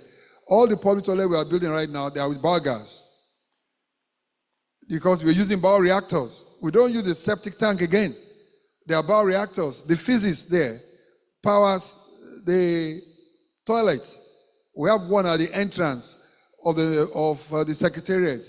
Anytime you're at the secretariat, just walk in there and see where the physics is being used as the gas that will power generator for the toilets. It's there. If you're on the expressway at Kara, you see about 2 or 3 public toilets there. They are using bioreactors for biogas production. The future is very bright for biogas production. Hotels will love it. Hotels will embrace it. Households will embrace it. If you have specialists who are trained and who can market it, that's a green job waiting to happen for the students who are forward-looking. All right?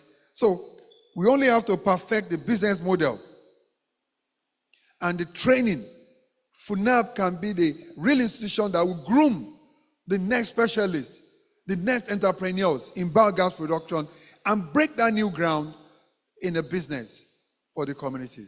The world is waiting, the nation is waiting to see these new people. And I want to believe that this research will not just end up on the shelf.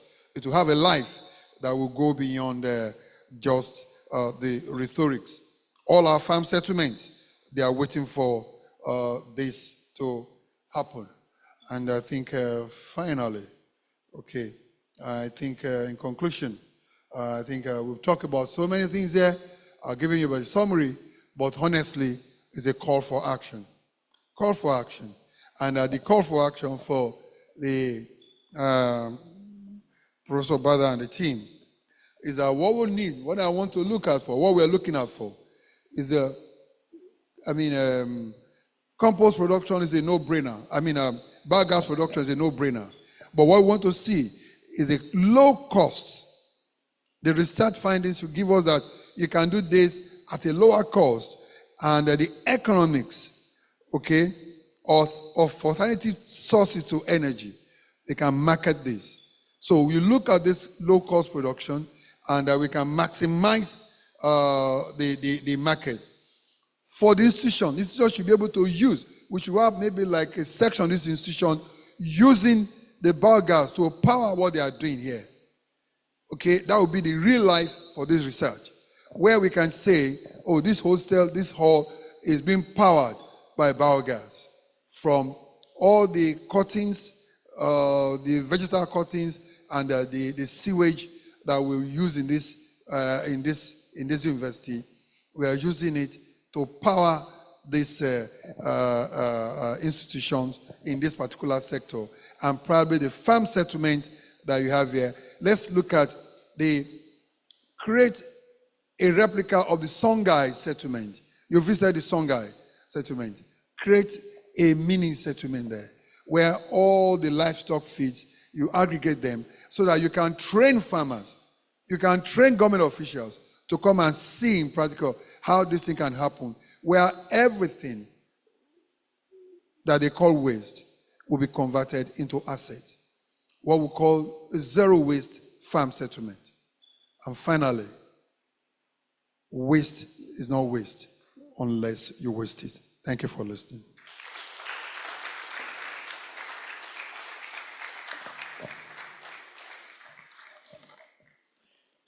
Thank you very much for that wonderful presentation, sir.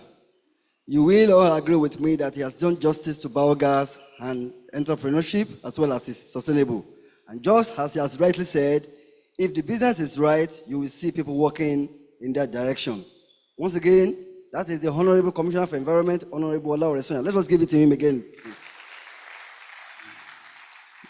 Reports reaching us, and also seated in the hall is the Chairman, Nigerian Environmental Society, Abeokuta Chapter, Alhaji Jamiu Badmus. You are welcome, sir. The next program on agenda is the presentation from the Ministry of Agric. And the person that will be doing justice to that is Mrs. Abiola Shobukola. She is the Project Manager, Agricultural Development Program, and she's representing the Commissioner for Agriculture, Ogun State. You're welcome, ma'am.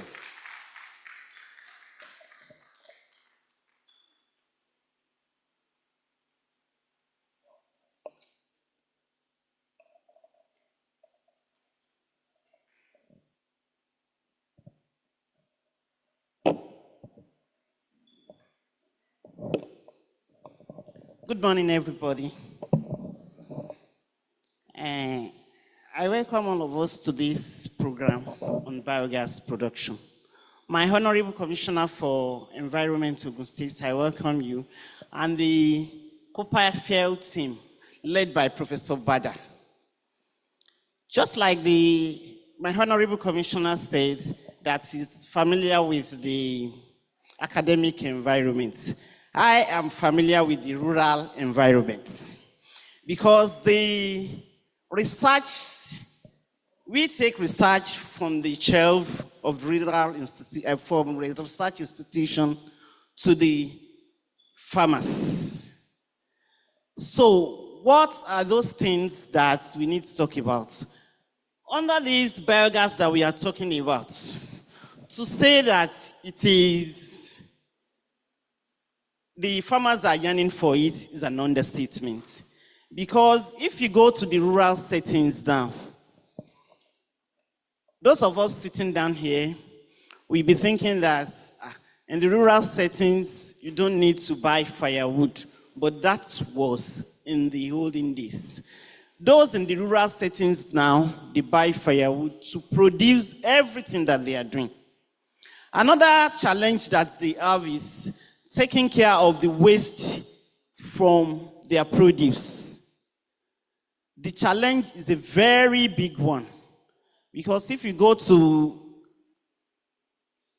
settlements where they produce gari or fufu, you will see heaps and heaps of cassava peels.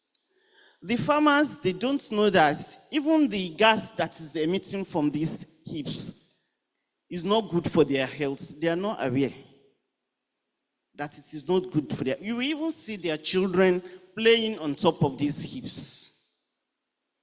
To get rid of these heaps is a challenge today. They will just keep on dumping the heaps upon the heaps. And another thing is, like I told you earlier, that they are yearning for biogas, though they don't know that there is anything called biogas. What they are yearning for is cheap source of energy that they can use. And they are not aware, just like my commissioner said, that the thing is emitting methane. They are not aware that there is anything called methane. They are not aware of all these things. But they are yearning to produce all those things that they are producing at the lowest cost possible. Because when we asked them that we carried out a rural research on gari production, just as we trained them that farming is now business. You don't do farming as a culture again. Farming is no more culture. Agric is no more culture. It is a business now. How much do you pay for firewood to fry your gari? We thought they will tell us, you just have to go to the bush, cut firewood, and they gave us cost that they do buy these things. And they have heaps and heaps of cassava peels in their backyard, in their compound, that can generate all these things for them. So for me to talk about biogas in this environment, that this is how you produce biogas, I don't think that is necessary. But what I will implore Professor Bada and his team is that the research is long overdue. The farmers are yearning for it. But when the research will be coming, please and please, we would like it to be economically friendly, gender friendly, rural settings friendly. Not that we have to do some other things. You know, all these things, if you did not take care of them, the farmers will lose interest. They will not believe in it. And we, Essentialers, that we take the message from you, it will be tough for us. So that it is going to be a win-win for all of us. I will implore you, sir, and God will help you, that all these things, it should be economically friendly. It should be gender friendly.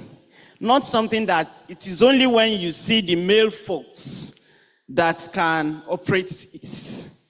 That someone like me with 7 bones, I will operate it easily.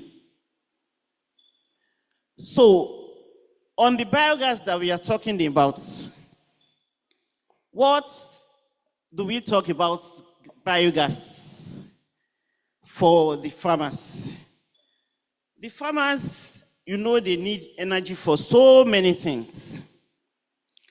And if the farmers are not aware of these biogas things, that this is how we are going to do it, this is the usefulness of this biogas, that this biogas will be useful for all of us. It is going to be a win-win for the farmers and everybody. I'm coming, sorry.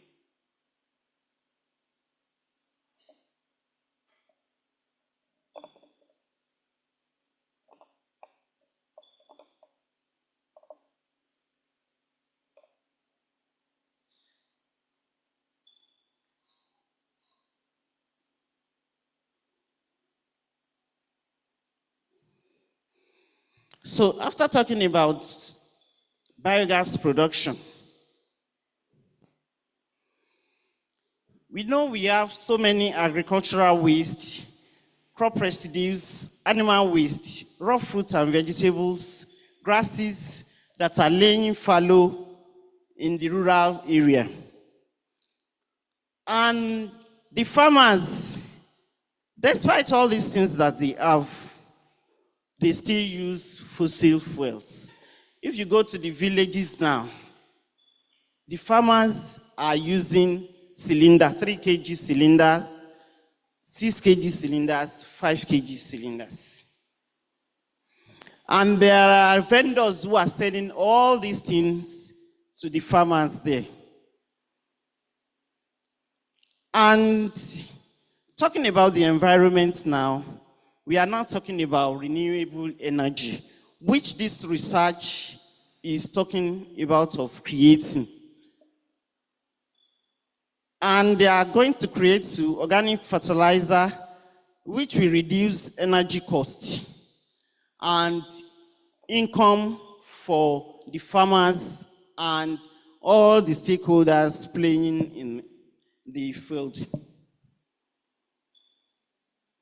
So as we all know that biogas production, we utilize agricultural waste, which will be at regular supply for processing of agricultural products. For farmers now producing gari, they have to buy firewood. But is the firewood now available in the rural settings? That is the question we need to ask ourselves. The firewood are not available because they are competing with people who are producing charcoal. Those people that are producing charcoal now, do you know what they do? They go to the interior that you and I cannot go to source for firewood, and they are going to produce charcoal there.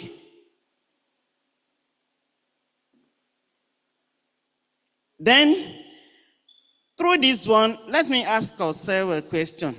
The full potential of the 3, is it being used producing charcoal from it? That is the question we need to ask ourselves. That the full potential is not produced. So, what are the policy supports and the key elements in ensuring the steady development of biogas production enterprise? So the renewable targets, setting goals for the percentage of renewable energy in the total energy mix, including biogas. Mandatory organic waste collection, enforcing collection of organic waste for household and business. Is it only for household and business that we should ensure collection of organic waste? What of all the agricultural waste we produce in the rural settings? So, as we now know that through biogas production, we can generate energy from it. And this will create jobs for some people. Aside from creating jobs for some people, then the energy that are produced, the farmers will be able to produce it and reduce the cost of production. So, I will implore and the researchers to please work tirelessly as to produce energy for the use of the rural setting people. That is, to produce all this energy, the rural settings, the economy, we need to improve the economy of the rural settings. And how do we improve the economy of the rural settings? By intensify efforts by researchers on biogas production. And if this should happen, the researchers, the Ogun State has the extension agents that will take this research from the shelf to the rural setting, to the farmers, that these are the things that we will use to reduce cost of production. And if the cost of production is reduced, it is going to be a win-win for all of us. So on behalf of the Commissioner for Agriculture, I'm imploring the COPAFEU team, led by Professor Bada, to please work in such a way that they know they are bringing smiles to the face of the rural farmers. That the rural farmers will now know that they can have energy at reduced cost. And if they should have this, the cost of production of what they are producing will be reduced. Thank you very much.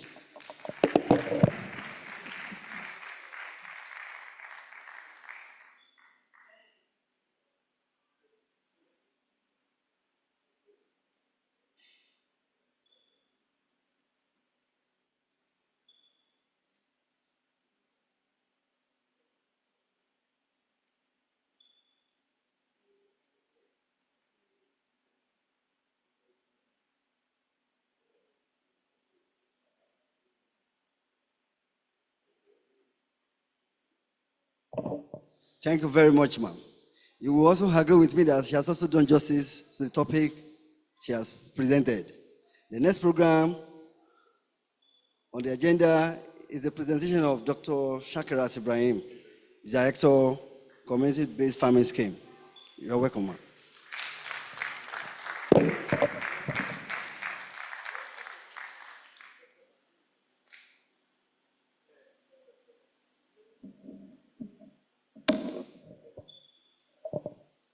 Good afternoon, sirs and ma'ams. I'm here to present on the benefits of biogas enterprise for the FPY students. A lot has been said on biogas, but I would like to say that, as we all know, biogas is a renewable and sustainable source of energy that is produced from organic waste. The production process, biogas combines waste from agricultural waste, crop residues, waste from livestock, and also household waste in order to produce the gas part of the production process, and they digest it. Well, in FUNAB, a center is saddled with the responsibility of training 400-level agricultural students in practical aspects of agriculture. And the center is known as the Center for Community-Based Farming. FPY in FUNAB is a 1-year mandatory practical training for 400-level students. And the objectives are as follows. The program is meant to provide quality agricultural enterprise-based training to the 400-level students in order to produce future modern farmers who are efficient and who are also willing to take up agriculture as a business in the future. The objective also is to accelerate agricultural commercialization by inciting agribusiness interest in our 400 level agricultural students, to create jobs, make them job creators and not job seekers, and also to develop the rural economies where these students are expected to be practicing agriculture as a business in future. Part of the objectives of the FUI program is to promote natural resource management, or otherwise known as organic agriculture. And also, the program is expected to achieve universal food security and protect vulnerable households from hunger and abject poverty. We have different components of the program. We have the crop production component, in which we focus on rain-fed and irrigated agriculture in producing vegetables and arable crops. We focus on leafy vegetables. We also focus on fruit vegetables. We have the livestock farming aspect of the program. We also have the processing, packaging, and the marketing aspect of the FPY program. And most importantly, we train these students in all aspects of practical agriculture with a view to developing their capacities to become efficient agripreneurs in future. So now let's go to the benefits. The benefits of biogas production to the FPY students. I'll start from the environmental benefits. First and foremost, currently, we have over 2,000 agricultural students that are currently being trained in the center. They do different aspects of agriculture, but let's say crop, for instance, they have their plots. And after harvesting, a lot of residues are generated. So part of this is that with efficient biogas production, we'll be able to properly manage agro waste, crop waste, by converting organic waste from crop and livestock enterprises into energy, thereby reducing landfill use. Another environmental benefit of biogas production to FPY students is what I will call the climate action, reduction in greenhouse gas emission. Imagine students having plots to the tune of over 2,000, the carbon that will be emitted from their agricultural activities. But when these crop residues are properly managed, it helps in reducing greenhouse gas emission, thereby contributing to one of the key objectives of the Paris Agreement, which is the mitigation of greenhouse gas emission. Another environmental benefit is the provision of renewable energy source by providing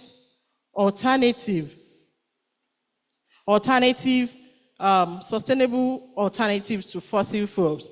For instance, now, at the brooding facility, the poultry facility in the farm, during the brooding stage, we either use solar facilities or generator to provide heat for the brooding stage. But with this, we have a cheaper and an ecologically friendly alternative, thereby also reducing cost. And another environmental benefit is the improvement of soil quality. The digestate from the biogas production can be applied to the soil to improve the quality of the soil, the nutrient, and the composition of the soil. Imagine having over 2,000 students. I'm having to dish out like 10 grams of fertilizer to each of them. That's a lot of money. So with this, it's going to save some cost and also, in the same way, improve the health of the microorganisms in the soil. So to the economic benefits now, cost saving, and profit enhancing. Cost saving in terms of reduction in the reliance of conventional fuels for all our agricultural activities, particularly in the purchase of inorganic fertilizer. We save a lot of money from there. It also lowers the cost of eliminating agro waste. Imagine having after harvesting crops from 13 or 15 hectares of maize farm, we need to look for somebody to, clear off the crop residue. So if this can be channeled efficiently to biogas production, the cost of reducing agro waste would also be there. Another economic benefit is reduction of carbon footprint. So from the cost saving, profit is most likely going to be enhanced through the improvements in the revenue generated to the university from the center by training the farm practical year student. One of the economic benefits as well is that when we use nitrates instead of these organic fertilizers, we are likely going to have an improvement in crop yield to the tune of about 10 to 30%, which is going to improve the yield, and the revenue that we generate is also going to be expanded. By training our students, we are going to build their capacities. We are going to, they are going to acquire skills and develop entrepreneurial capacities in the aspect of biogas production, setting up biogas plants, producing biogas, and efficiently managing the biogas enterprise. This in future will create jobs, green jobs that are ecologically friendly, and opportunities for these students to go to after graduation. There are social benefits as well of biogas to FPY students. The first one is the improvement in public health. If you go to farm area, you perceive different kinds of smell. When you go close to the piggery, that's a kind of smell. When you go close to the cattle and the ruminant aspect of farms, that's another kind of smell. So if all these wastes are efficiently packed and annexed into the plant, it kills bad odor, it kills pathogens that could otherwise have affected everyone's health, and reduces air pollution and water contamination. This is one of the social benefits. We all pass through these areas, we perceive these smells, but if all these wastes are efficiently annexed into another productive use, it's going to improve public health. Additionally, energy access. Biogas production provides an affordable and sustainable energy, like I said, for us, particularly during the brewing stage of the poultry enterprise. Job creation. These skills acquired by the students can be a good starting point for them, can encourage them to go to biogas production and in the future. Then community development. By acquiring knowledge of producing biogas and knowledge sharing between their peers, within their families, within their local communities, this supports local economies and creates more business opportunities on a general scale. So what are the possible challenges and solutions for our students? High investment cost. Biogas is very profitable, it's beneficial, but it may involve huge capital outlay. And the need for technical expertise, Professor Bada, we have a lot of students, and if our students are going to be learning from this, we require expertise to be on ground throughout the year, because FPY is a 1-year mandatory program. Because what we do at the center is the quality of training we give to students, we try to make sure that everyone goes through it. So one of the challenges that I foresee is the need for technical expertise to be on ground at all times.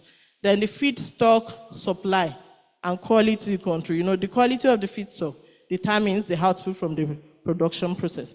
Possible solutions, capacity building programs like this can also help solve some of the challenges.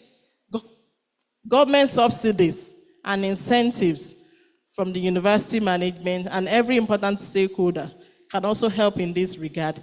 And partnerships with agricultural and waste management sectors too can help deal with the issues regarding feedstock supply and quality control.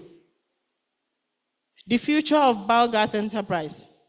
I foresee that a technological advancement in biogas production in the nearest future, and there is also need to integrate biogas production with smart grids and hybrid energy systems for more efficient use, and expansion in developing economics for sustainable development. Conclusion. The biogas enterprise would offer significant environmental, economic, and social benefits to our students and to the university as a whole. So therefore, policies and investments that would enhance the adoption of this biogas production should be adopted. And students and professionals too can contribute to advocating for the production and the use of biogas and investing in biogas solutions. Thank you so much for listening. Thank you very much for that wonderful presentation, ma'am. Do we have the health-wise students in the hall? Great Funabite. You will agree with me that she has done justice to the benefit of biogas to health-wise students. The next program on the agenda is that we shall be listening to the economic and social benefit of biogas. And the person that will be doing justice to that is the Dean, College of Environmental Resources Management, Professor Olusegun Oguntoke. You're welcome, sir.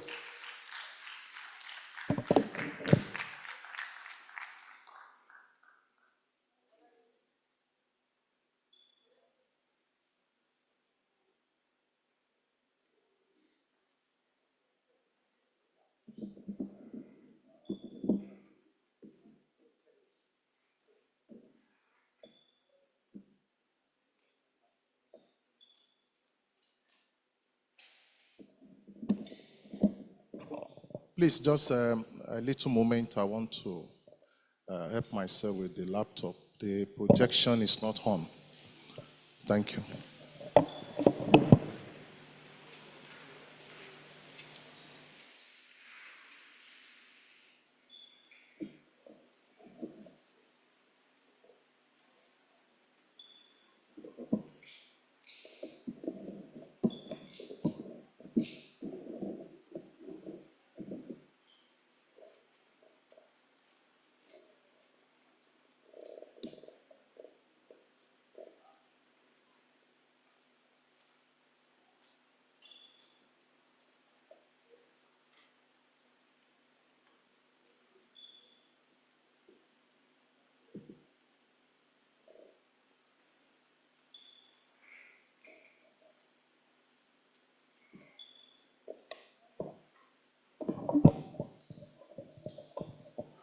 Good afternoon, professors in the house, and elders, colleagues, students.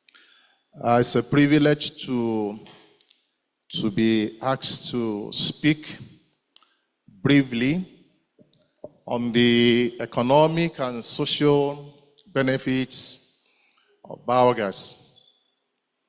Well, I think my job has been made very simple as I listen to Honorable Oresoya and then also Dr. Shakirat trying to show us the benefits of biogas to the FPY students.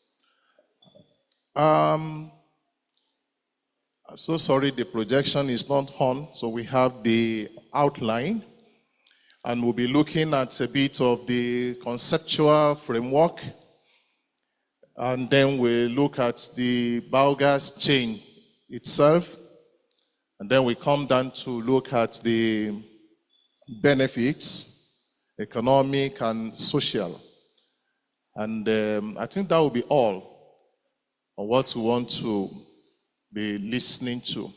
So the search for meaning. So this concept benefits, what is it all about?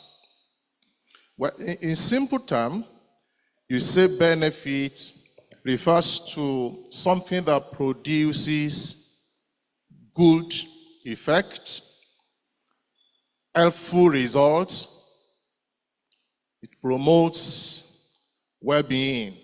So we're thinking about benefits that way, because that will enable us to see the various dimensions we'll be looking at while we look at the benefits. So something that will improve human life is beneficial. So the conceptualization then becomes very important. Now, we have a project before us, and I know technically we have had enough of the facility design, the aspects of feedstock coming in, and then we have gas produce, digestate at the bottom, fertilizer, and the rest of that.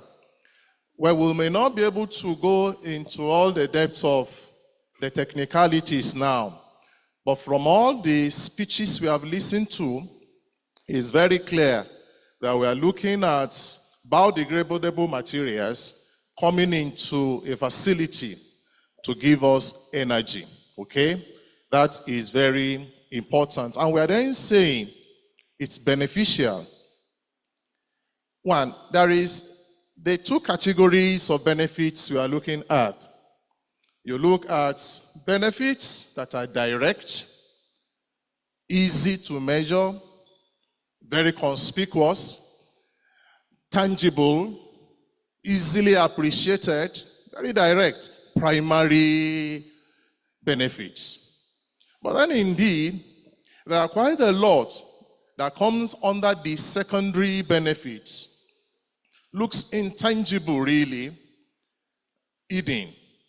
But then they are awesome, far-reaching in their effects, and sometimes more engaging than what you have under the direct benefits. So, the indirect benefits of biogas project often hidden, but they are very, very important. They produce the multiplier effect that goes on to affect quite a large number of people within the chain, the downstream chain of biogas production. And that is important for us to note. Well, in conceptualizing the benefits, okay, of biogas, Honorable Oresonya made mention of sustainability concepts that hinges on three interwoven concepts. That is the environmental, the economic, and the social. Benefits in conceptualization also will require the intersect of these three. Okay? Environmental benefits, social benefits, and also economic benefit. We are not going to take one out and then zero in on that and then say it's fine. It won't be fine when you are operating within a global environmental scenario. The three must come together, we match the three, and then is the portion of the intersect that will actually measure the real benefits for us. It could be economically beneficial, but perhaps socially unbeneficial.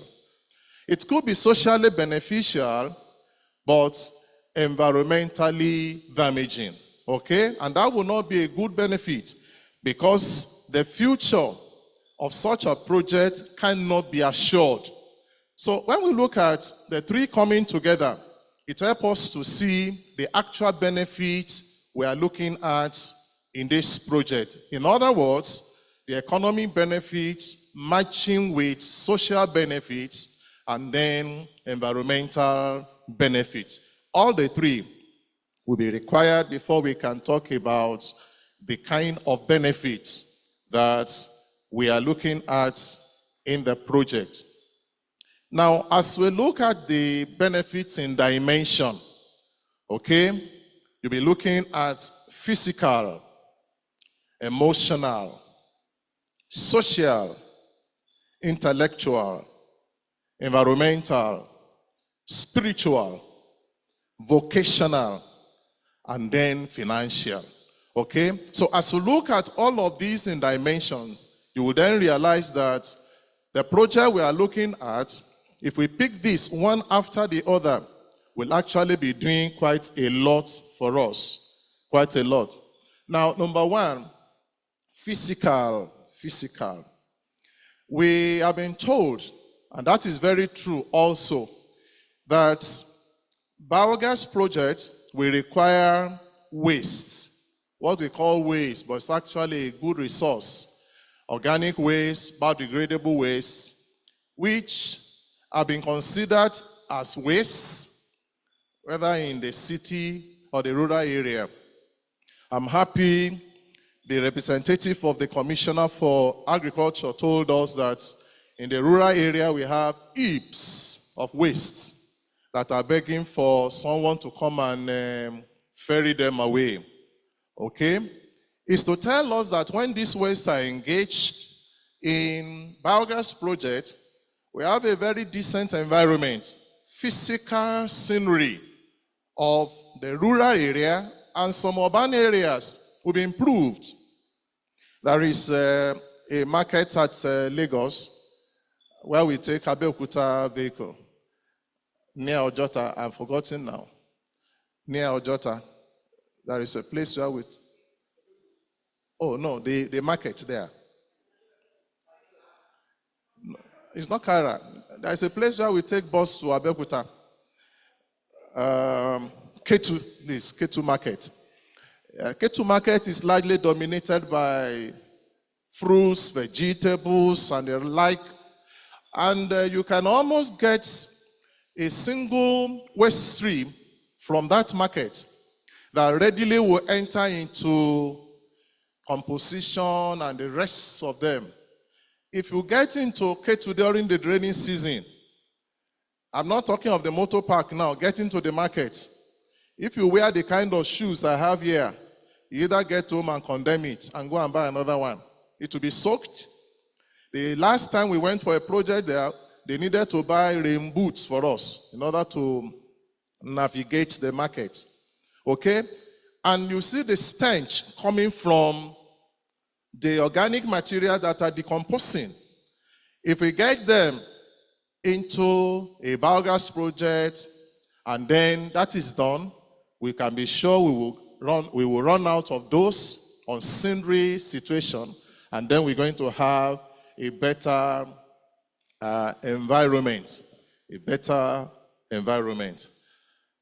Well, as we look at the biogas project, okay, we have a model here, and that shows to us the inlet of the facility, the biogas facility itself, slurry at the bottom, the gas at the top, there is a seal there, there is a pipe conveying, and then there is the gas over there after we have cleaned it up. The slurry here can give us what we refer to as the digestate, which will be fertilizer for use. Now, at every point, it's a pity the diagram is not here. I would have loved to speak to it. Now, at every point of that diagram, you can see engagements, social, economic, environmental. For every point along that chain, there is that engagement.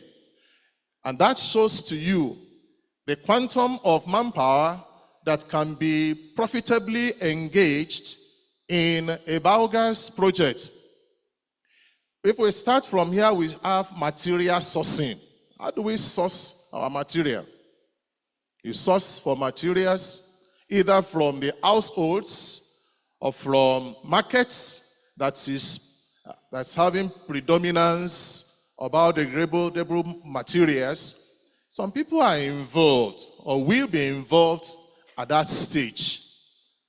That is economic. And that is also social. We get to network at that point. And that is very important. And we move away from there, we get into the transportation of the materials. If it's not just a domestic one, from my kitchen to my biogas facility, that we need to move it to a point. Some people will be involved in the transportation, and that is an engagement for some people. And then we have facility construction. We need the engineers to come around, people in technology, to develop, design, and fabricate some of the materials we need. Some people in civil engineering, if we are going to use concrete, they will also be involved. That is engagement. And that is bringing benefits to the people. And that is very important. What about the technical management of the facility?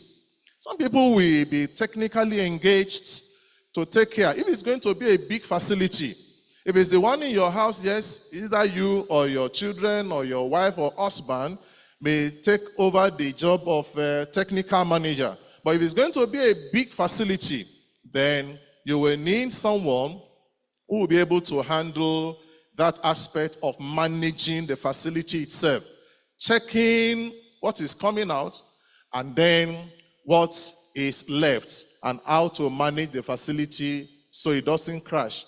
What about the gas generation, clean up, and then getting it into portable cylinder, if that is required for bigger facility? Some people are going to be involved at that stage. Then what about the upstream production of holding materials? Holding materials will need to be produced. If it's not going to be the conventional cylinder, which other one? Are there cheaper cylinder that will fit in for holding the biogas? Okay? Upstream, there must be production to support that. And that is a good engagement, employment, and the rest of that. What about market creation and buying? That is another aspect of engagement. We need to get people to be aware. I was here last year, I reviewed a PhD thesis from this university. Where is it now? Up there in South Africa, KwaZulu-Natal. Okay? And the project was largely on converting poo, okay, poo from human being to biogas and the rest of that, and what they can also use. And there were communities that refused to buy into the project. Why? Because it's coming from human excreta. They said no. If it's coming from human excreta, no. So, in other words, what we're saying in essence is that there must be people who also will advocate for the uptake of these. People that will be strong enough to erase the social negative perception of using the facility and the energy from there. You know, some people say if it's from human excreta, no, it's going to contaminate the food. Does it come into the food? Or is the energy to cook the food? Okay, but you know that sense of, it's coming from human excreta. So, no, I cannot have anything to do with it. So we need people to also get involved in creating awareness, adoption, and then getting people to use. Then there are marketers too. Those people will be marketers, launching in and selling the product. What about users? Then we have users, people who actually get engaged in using the facility. So as you look at this chain, from upstream to middle stream to downstream, there are lots of engagements and benefits that are associated with the biogas project. Well, the economic benefits, number one, we have energy cost saving. Energy cost saving. Whether you produce at a very micro level for household, it's going to be cheaper. Except you say you are buying the feedstuff. Feedstuff is coming from your kitchen, then it's almost as good as free. In fact, you are even saving money from asking somebody to come and take out your waste and go and dump at Saje. You don't need to pay anyone to take away that quantum of waste. You sort your waste and make sure the biodegradable are taken out of it, and you can be sure biodegradable will not be less than 40%. And so you are giving out only 60, and then the 40 comes back to you as a good result. So energy cost saving. 2, income generation. So you generate income. If you are able to produce more than what you need in your household, sell it now and then get money in place of what you have sold. Number 3 is job creation. We have itemized that in the chain. Lots of jobs are created, and that is very important. You know, the fear of many of us when we were told to migrate from the fossil fuel into eco-friendly energy is that we're looking at it as going to lead to a loss of jobs and the rest of that. Yes, whatever is lost there, biogas production project can uptake, and that is very important. There is local economy development. As people are manufacturing, some are also dealing with construction, and the rest of that, then there is economic growth because they are going to give back to the larger economy. It stimulates local economy. Socially, it improves the standard of living of those who uptake it, improves the standard of living. They have extra money which they can use to take care of some other things that they were not able to take care of. Health benefits. It's very interesting when the director of COPAFEU told us that when you get to the farm, Funa farm, the poo coming from piggery section is different from the one coming from the poultry, and is different from the one coming from the sheep and goats and the rest. That's true. If we take care of all of those and we get them into biogas projects, then we will not get there and see stench and odor. Okay, it's not just odor. Gases are produced. Some of them very detrimental. And if we inhale it, anything can happen. A good example is what happens in a part of Nigeria where some people want to get themselves very high, and they go to where you have septic tank, open it up, and inhale the gas coming from there.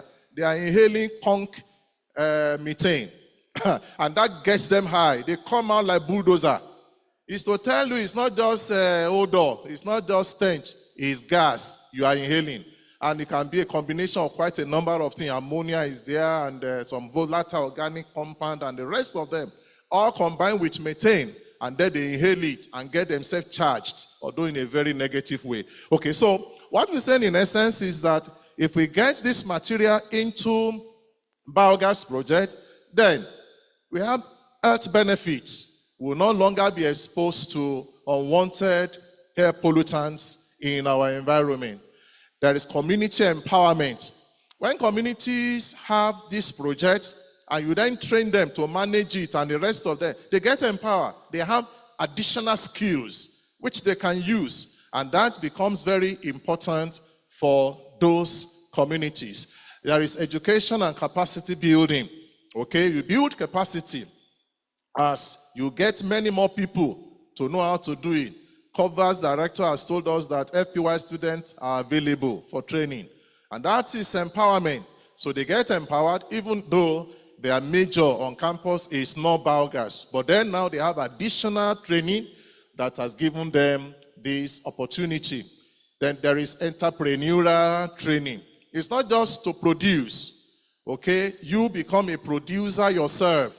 And so entrepreneurial ability is instilled on how to market, how to turn waste to money. Not just producing, but turning the energy to money. And that is very important.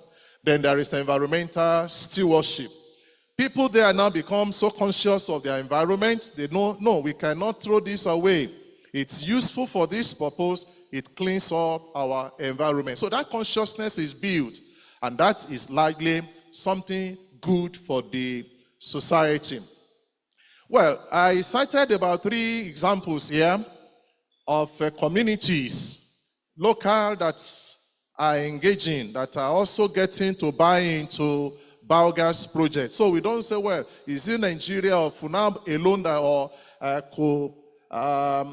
what is it now? I'm trying to pick the name. The organizers here that are going to build the cards and be the only one to introduce it. There are communities that are already trying to do something about it, though not in training, but in building small facilities for communities in order to be able to see how beneficial biogas projects can be. We have Sogwala village in Zimbabwe. And the rural area there is already getting engaged, all right, in biogas. It's a rural community, and they are really getting engaged in biogas. In East Africa, we have some small communities there. Tanzania, Uganda, and Kenya, there are small communities in those countries that are coming under a project to also buy into biogas project so they can also benefit from this energy. And some of them depend largely on different feedstock, depending on what is available locally in their environment. But by and large, what we are saying is that quite a number of benefits are there in the biogas project. And that we buy into under this project so that we can also deliver to our community. I want to stop here. Let me thank Professor Bada and his team for this invitation, and COPAFEU and CBHE for allowing me to make this very short presentation.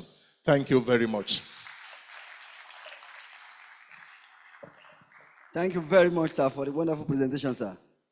You will agree with me that he has also done justice to economic and social benefit of biogas. The next presentation is on the environmental and health benefit of biogas center to the university. I have been instructed to invite to the high table the representative of the Commissioner for Agric, Mrs. Abiola Shobukola. You have to sit here, ma'am. The next presentation is on the environmental and health benefit of biogas center to the university. And the person that will be doing justice to that is Dr. Adewale Taiwo, the head of Department Environmental Management and Toxicology in the College of Environmental Resources Management.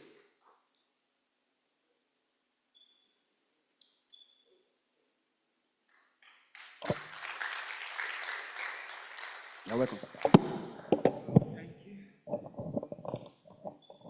Thank you for that wonderful invite. So let me just say thank you to Professor Bada and his team for this invitation. I will not take this privilege for granted, because it's a real privilege to be standing in front of every one of us here to present this seminar topic on the environmental and the health benefits of biogas. Unfortunately, the slides that I prepared to show to every one of us is not working at the moment, but notwithstanding, maybe I will give you the YouTube page, or let me say my YouTube page. You can go there and you get many of those things that I wish to say. So, when we are talking about environmental benefits of biogas, in fact, all the presenters, let me just put it like that, they have done justice to the presentation that I'm having now. All I just need to do is maybe to summarize everything and to state some of those things that are original, that are new, that are yet to be said.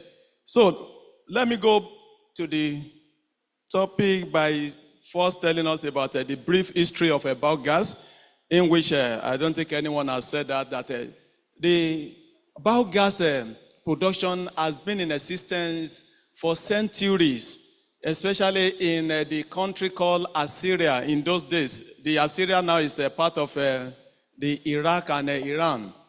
That they have been using this biogas for heating the water bath in those days, back to 900 BC, that they have been using biogas. And in the 17th century, or let me say 16th century, a scientist from Italy also discovered this biogas, and in fact, he called this biogas the flammable air. That's what he called it. Because in those days, he just discovered that something from the biodegradation of waste, then fire is coming from it. So he called it flammable air. And in India too, For over 1,000 years, they have discovered this biogas production, and they have been using it even till date. Then let me go back to biogas production. That one has been said all over and over and over and over. But let me just tell us about the few uses of a biogas. Number one, we use it for production of electricity, which has been said also, for generation of heat, and for powering of vehicles, and it is renewable natural gas that we can adopt in our day-to-day activities. Then, let's move to the environmental benefits. Number one, it leads to reduction in air pollution. When we are talking about air pollution, one can be saying that, these biogas we are talking about, how can it be linked to air pollution? Let me tell you that if you go to all our landfill sites, you discover that especially during the dry season like this, they normally set them on fire. And we discovered that most of the waste that are being set on fire, they are actually biodegradable, that can be converted to generate gas.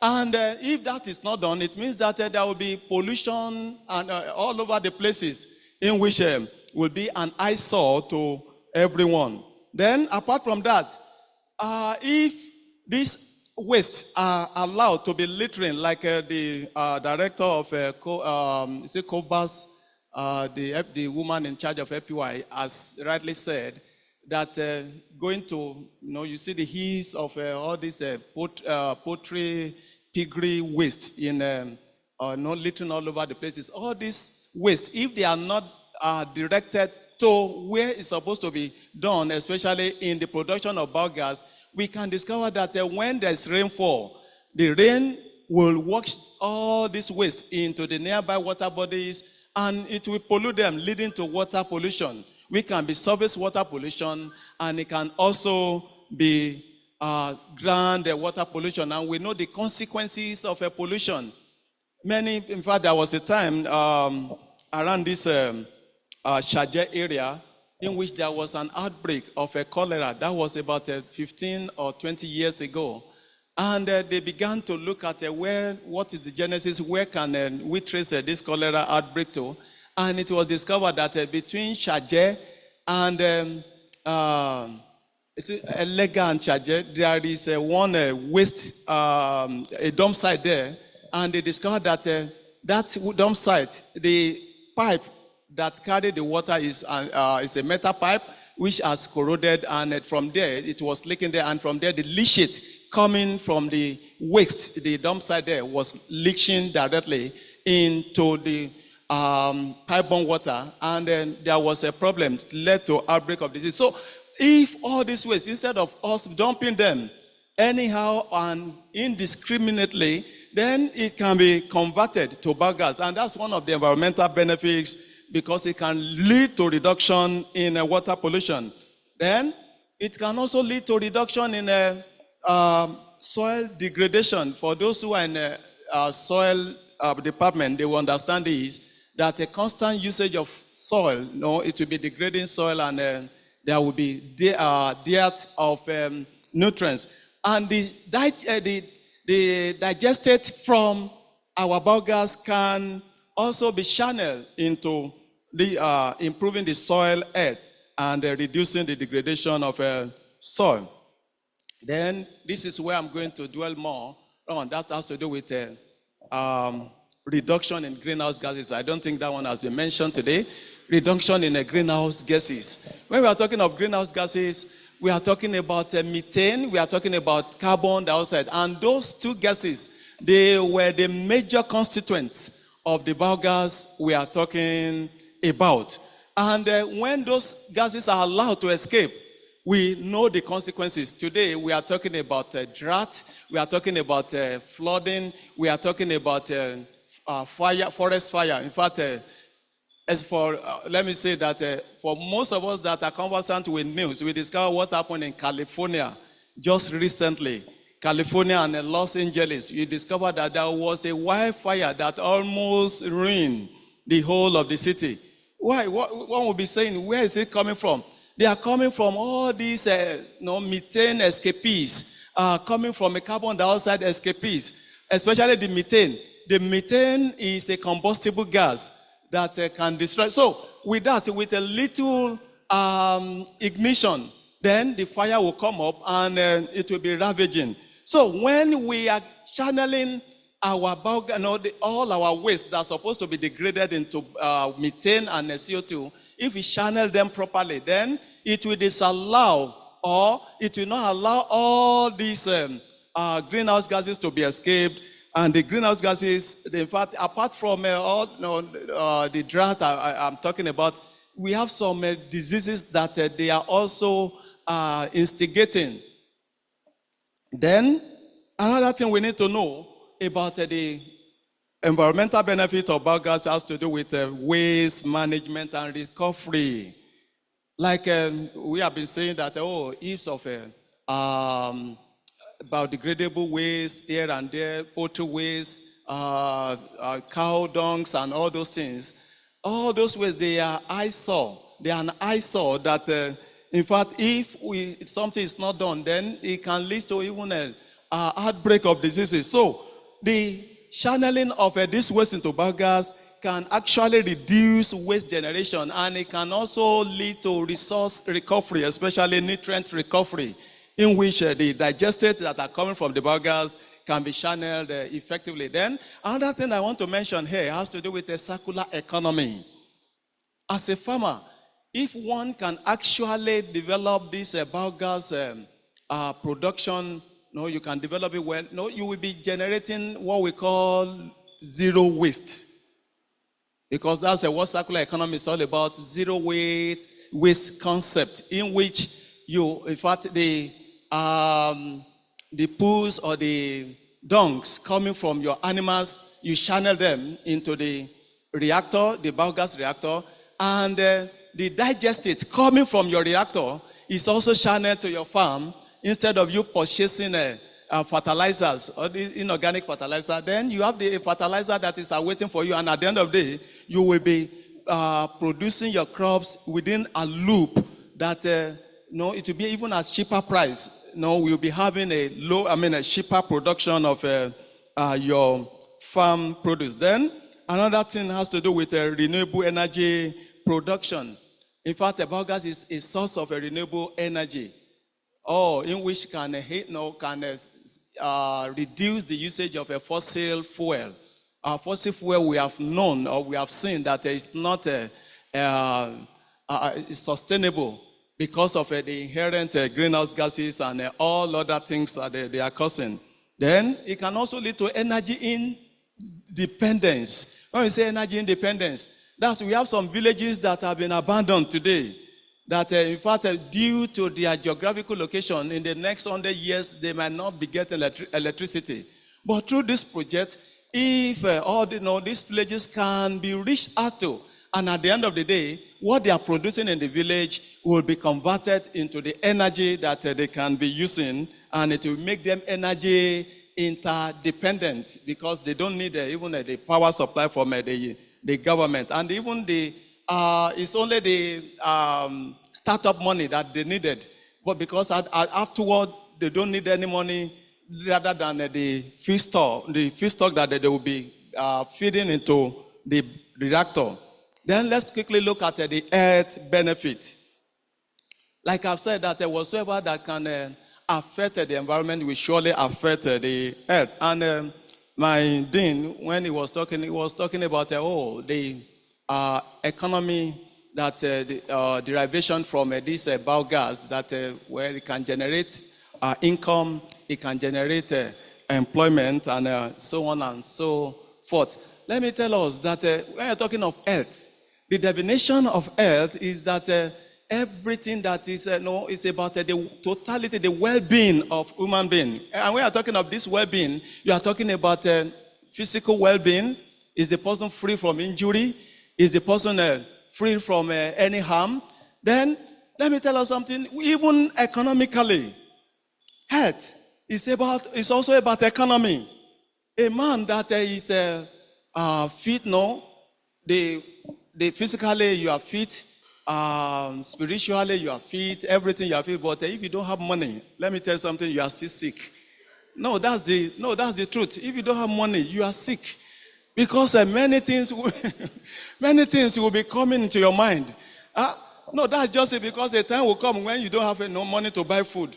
Then sickness will automatically come in. So, meaning that with production of biogas, the health of every individual can be improved. Like the Honorable Commissioner of Health said about this carbon credit, carbon fingerprint, carbon signature of a thing. It's part of it, in which there will be improved in air quality if with this, all the items that are supposed to escape the greenhouse gases that are supposed to escape into the atmosphere, if they can be captured and channeled properly, then there will be improved in air quality. And when the air quality is improved, then it will surely lead to our improved health. Because many of us, the problem we have about our health is what we inhale.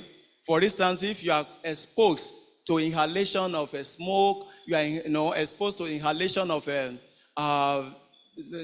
pollutants, the air pollutants, a time will come that, in fact, it can lead to, to all forms of diseases, especially cancer. Today, we are having a proliferation of cancer everywhere. It has to do with what we are inhaling. Then what of the bioaerosols, biological aerosols, the organisms that are coming from all this waste dump, or the waste, the dumping site, all of them, you know that in the production of biogas, everything will be encapsulated. But when they are allowed to escape, you inhale them. And when you inhale them, then you begin to have maybe all sorts of sicknesses. Then, reduction in disease spread. I've said that when we properly handle our biogas, there will be reduction in disease spread. Unfortunately, I have a picture that I need to tell us in two climates, one in India, in which a woman was cooking with biogas, with a very clean environment. And another one in Africa here, the woman was using his mouth to fan the firewood with all smoke all over places. The question is that who will last longer between the two women? It will be the woman from India. In fact, it has even been established that 98,000 of people died annually as a result of exposure to smokes from cooking. So, telling us that the use of a biogas in the house is of benefit to our health, especially the women who are in the kitchen and not in the other room all alone. Then, we have better sanitation and hygiene. Of course, all the heaps of those waste, they will be collected, and there won't be any cause that they will be washed into our stream, or they will be washed into our groundwater that can escalate any form of a sickness in us. Then reduction in occupational health risk. We have a safer work environment when we use biogas compared to when we allow all this waste to just be loitering around. Then, the nutrient-rich fertilizer, that's the digestate or the slurry coming from our biogas production, they can be used for healthy production of crops. In fact, you know what you are eating. The major problem with us today has to do with, our exposure to the food that we eat. Many of us, we don't know the genesis of where the food we are eating, the food we eat, where they are coming from. We don't know where they are coming from. Some of these vegetables, they are affected in a dump site with accumulation of metal. But if we use the digestate from the biogas, we know that we are going to produce healthy food that we don't have any cause to be having an exposure. Then it will improve the social well-being and the economic benefit has also been said. So at this junction, I would like to start by saying that the biogas production is a sustainable production of clean energy that can cushion the devastating effect of climate change. And we should also know that it has numerous benefits, including reduction in prevalence of diseases. So thank you for listening. God bless you all. Thank you very much, sir. He has done justice to the environmental and health benefit of biogas in our university. We are gradually coming to the end of the program, and this is the comment, the question and answer section. And the person that will be doing justice to that is no other person but Dr. Oladele.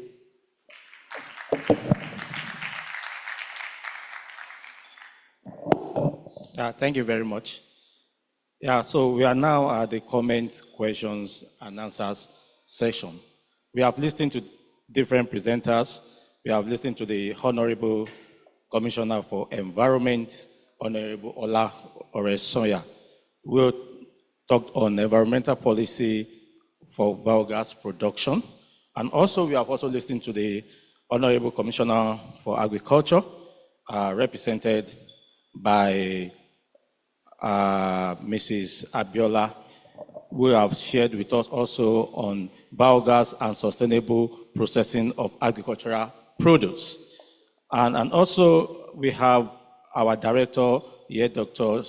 Ibrahim Shakirat, who have shared with us the benefit of biogas enterprise to farm practical year students. And also our Dean of COLEM, Professor Oguntoke, who have shared with us economic and social benefit of biogas centers to the university.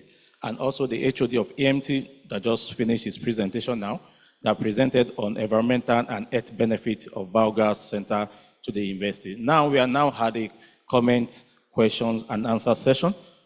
We want you to come up with your questions. We want to discuss on how biogas production and sustainable entrepreneurship can impact our environment. Thank you.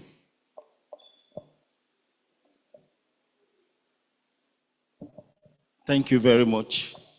I want to stand on the existing protocol and also to congratulate our professor and those that have put this program together. But I have a lot of maybe questions or I don't know whether some more or less like an appraisal or so of this issue on biogas. First, I believe and I know that maybe close to a decade or so ago, and thank God the last presenter also mentioned it, that this issue on biogas has been on for more than 1,000 years. I remember that Dr. Yatogun, I think it's in your college, there was a time it was a lot of talk about this biogas. I can't remember whether it even had something to do with OOP, Obasanjo, or something like that time. But suddenly it seems everything just, I don't know whether it died down or whether it just went down and we stopped hearing about it. What could be some of the, that's what I'm saying to me, some like more or less like an appraisal. What has happened over time? Another thing that when we were presenting, we talked about taking some of our residue on farm as to feed the digester and so on. But we know in soil fertility maintenance, one of the things is to return crop residue to the field. Is that not a conflict? Crop residue return. Another question that comes to my mind is ease of removal or of cleaning of this digester. Won't that also be a challenge? Won't that also be a challenge? Okay, then scale of production. maybe some of the things that we can work upon, as I'm just thinking, not just talking about looking at it, but scale of production, which peradventure could also help us in developing this to an acceptable level. Scale of production, like an example, solar energy. We have been talking a lot. In fact, has been on ground for a long time. I remember even in primary or secondary school, my secondary school, my elder brother had this solar calculator. But of late, we have discovered that it's not, if you want to survive in this country, you can't do without it. Even if it means to augment the energy you have. Sometimes you discover that for days, if you don't have solar energy, and solar source of energy in your house, you'll be in darkness for days. So it's not just something we just talk about now. So maybe you can think about scale of production. Somebody can just have a panel. If it's just to generate, to power your bulb, somebody can think about that, maybe scale of production. I think that will also help us. Then we are talking about organic agriculture versus biogas. Wouldn't there be a kind of conflict along the line at some of these? Because you are talking about the feeding your chamber, the slurry that you take out, and so on. You must also talk about the source, like the last speaker was talking. How organic, and this how safe. The fact that I pick something from the field and I dump it into my chamber does not necessarily mean that it's free of some of this metal. Then another thing which I think we should, I'm just listening at some of these things which may provoke some research question, like any loss of nutrients. I think we also need to look into that to convince people that we're buying into it. Any loss of nutrient. If I'm taking residue from the farm or poultry dropping or whatever to feed the chamber, somebody that decides to use that without necessarily depending on my slurry, between the time I took it from the field, somebody is using it wholly, or somebody is feeding and taking the slurry, would there be any form of leaching of some of these nutrients and so on? How awesome. And along the line, sir, you talk about ammonia loss. Even when you are presenting, you talk about a loss. Then on a lighter mood, which is also very, very important, you are talking about the advantage. You even mentioned spiritual, although you didn't say anything about it. But as you are talking about spiritual, okay, I quickly thought of it that it is true. The reason why some people may not want to accept it may even be spiritual. A prophet was told in the Bible to go and take human dung to cook his food. And the man said, I think it was Jeremiah, I've not eaten any contaminated food in my life and so on. He had to beg God. God just said, okay, go and use cow dung. It could be spiritual. So we need to look also into all of it. Then finally, the feed stuff. Maybe that could also address the issue of this scale. These days where you have your family size, maybe you just have 2, 3, or 5 people in a family. Then with the economic challenges where you don't have much food, not to even talk about the waste, how then do you get enough waste to put into the digester? I don't know whether, how do you get all those things? When you have a very small family, and sometimes when you have a very big, small family, maybe 2 or 3 of them are not even staying with you, boarding house and the rest. How do you address that? So I'm just taking it in a way that probably we can think about using it as supplementary. It's possible that you say in a village, we have a very large village, they have a pool where they put all those things. But when it comes to individual, how really feasible is it to generate enough waste for you to be able to get enough gas from that? Thank you very much. Thank you very much, sir. Thank you, Prof. We have more comments as you are trying to make a comment on what they have presented. But you talk about the area of digester, which I would like to call on the team leader to explain better in that aspect. Thank you. Thank you, Professor Fabumin. I'll start from the quantity of the substrate required. For example, the one we are going to do in Funab, we first did the survey. For example, if we are producing palm oil, the effluent is a problem to the section. So that palm oil mill effluent is a source of biogas. The same thing if you go to cattle section in Funab, you see heaps of cattle dungs. For Funab, we have enough waste to deal with biogas. And there will be no conflict between using crop residue then compared to the green manure we are practicing in crop production. There will be no conflict in the sense that the one they are not using for crop production is the one we are taking to biogas section. Then concerning the family, before you embark on biogas, before you embark on anything, you look at the resources. Is it available? You think of sustainability. Can I continue? So that is just it. Then the issue of there was biogas before during Baboya Togo, and you are still saying biogas now. What happened to that one Baba is doing? When Commissioner was presenting, we have different types of digester. We have floating drum, we have fixed dome. The one Baboya Togo was doing is floating drum. Putting one down, insert one inside. But the one we are going to do is fixed dome, is airtight. And that one will be a large scale. It won't be only digester alone. We have digester, we have mixing chamber before it will go to digester. After leaving digester, the slurry will go to effluent chamber. Where those people that are involved in crop production can get their fertilizer, liquid fertilizer for their farmland. And the gas coming from digester will go to scrubbers, which we also call purification chamber.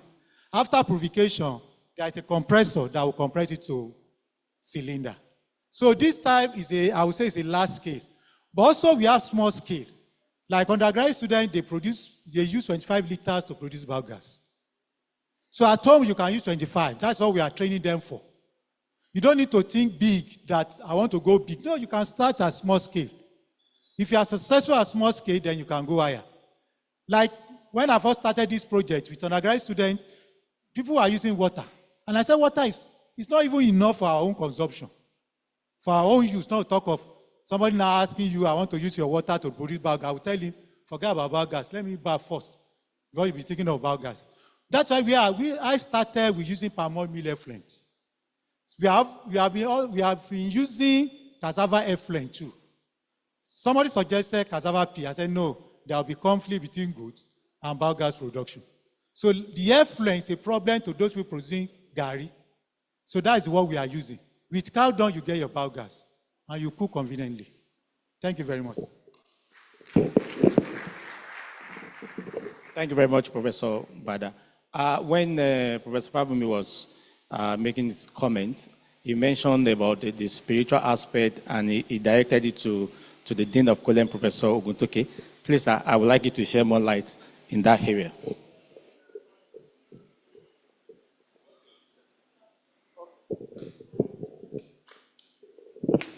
Thank you. I think Professor Fabumi already answered the question. He even gave illustration how spiritual it can be. But then you see, social interaction can also influence you spiritually. So as we come together in the biogas project, we interact, we see ourselves as supplier of feedstock. I'm in charge of marketing to look for uptake and the rest of that is interaction. And there is spiritual uplifting. Soul is lifted and all of that. Not until you are closing eyes and all of that. That is spiritual. There is soul mating and all of that. You can even get a married partner there where you are doing all the business together. Okay. Thank you very much, Prof. Thank you very much, Prof. So we have another question. Yes, sir.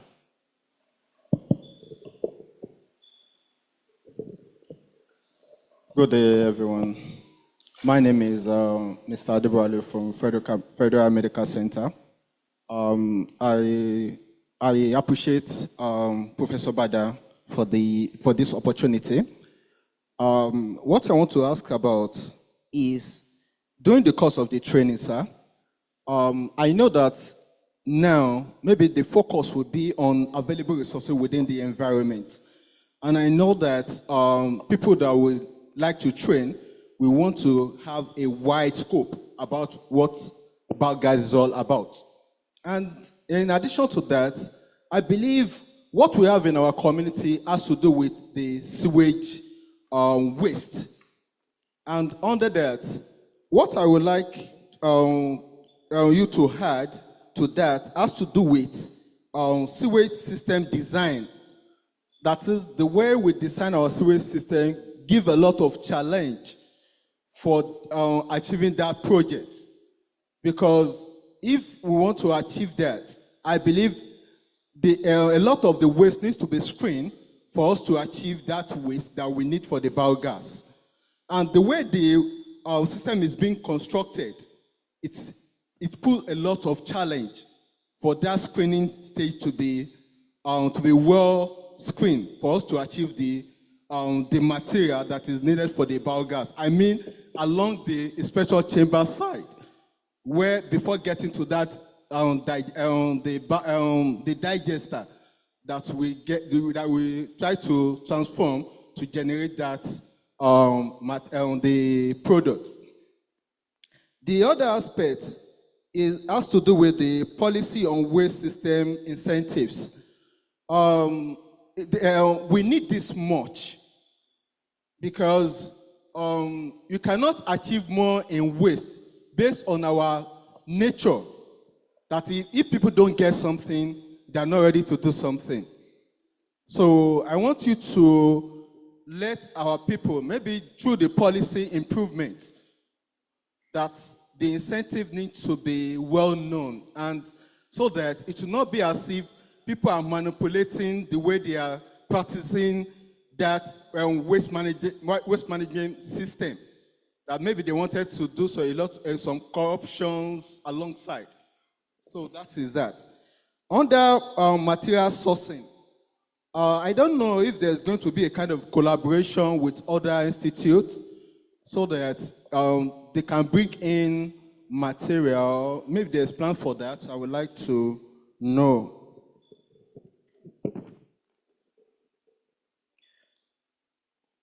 I believe that is what I have for now. Thank you, sir. Okay. Let's just have all the comments, then we'll now provide answers to it. Let me call Professor Alegbele for his comment. Thank you, sir. Thank you, sir. By the grace of God, my name is Chegun Alegbele, and I'm here. I want to thank the Professor Bada for coming up with this workshop, and I want to thank all the speakers also. I was just discussing with my younger brother here, and I was telling him the challenge is how do we overcome some attitudes, some tendencies in the content of our character in terms of waste disposal.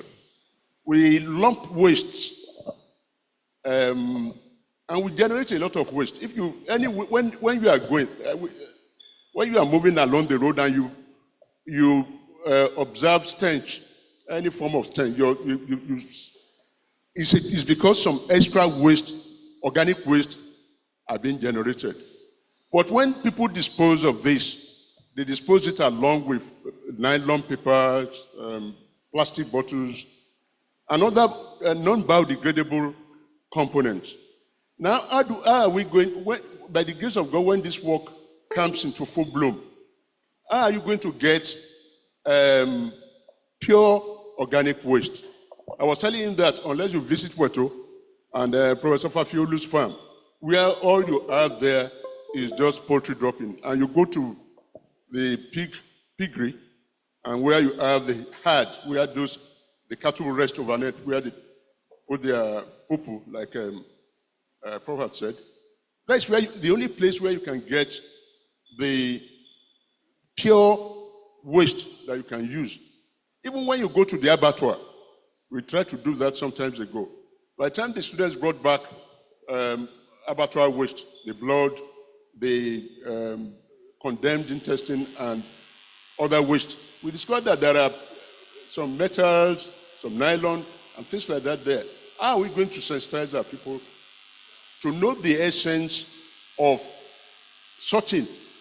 I don't know, Professor Oguntoke did some work several years ago when they were doing sorting, but that is limited to educated and environments that are gentrified.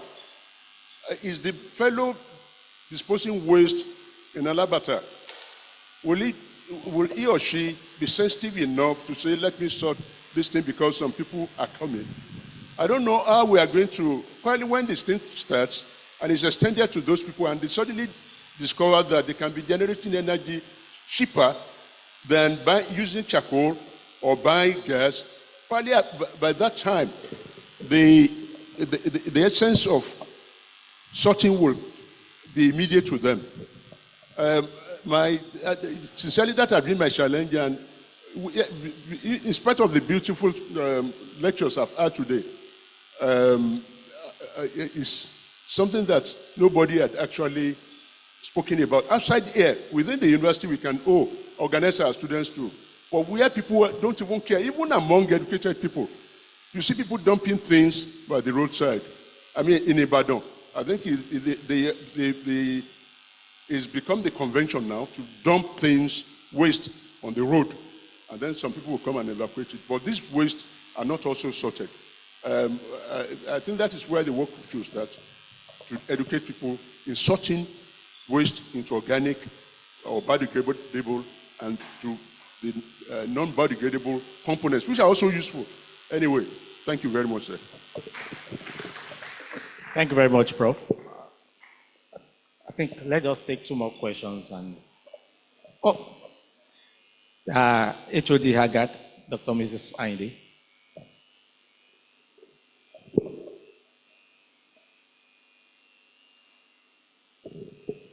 Thank you, moderator.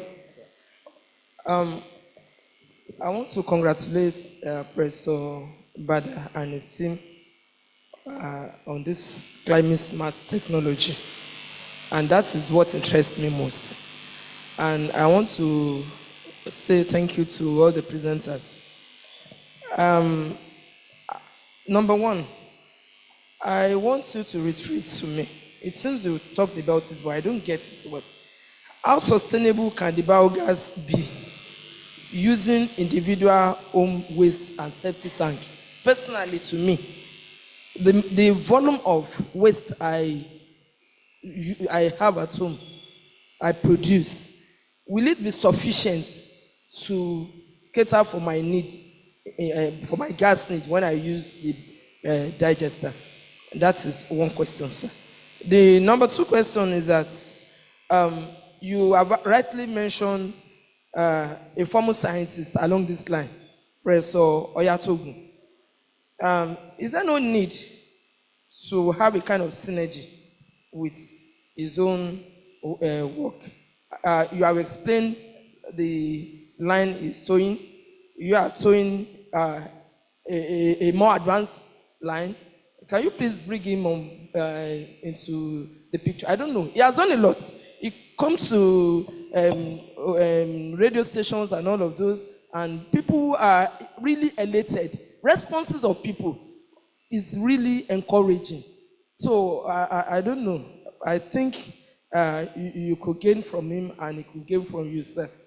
Then I would love to. This is on a lighter note, sir. Seeing is believing. And we are Africans. I would love to visit you, any member of your team, once you have done this in your homes and you are enjoying it. So that's on the lighter note. And finally, based on what Prof just said, so Alegbeleye, I want you to try and go into vigorous education about the need for people to segregate their waste when dropping it. In your college, there is this big metal compartment for dropping bottles. Can't it be multiplied all over the campus? When you are outside Nigeria and you want to drop your waste, you will see at least 3 bins, and you will know that you are dropping this here, you are dropping this there, you are dropping that there. But in Nigeria, except we accept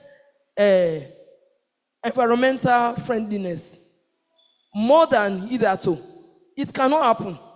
You will see educated people dropping everything boom, in a particular place when there is opportunity to sort it out, because it will not be it wouldn't have been sorted out from where it was being brought from.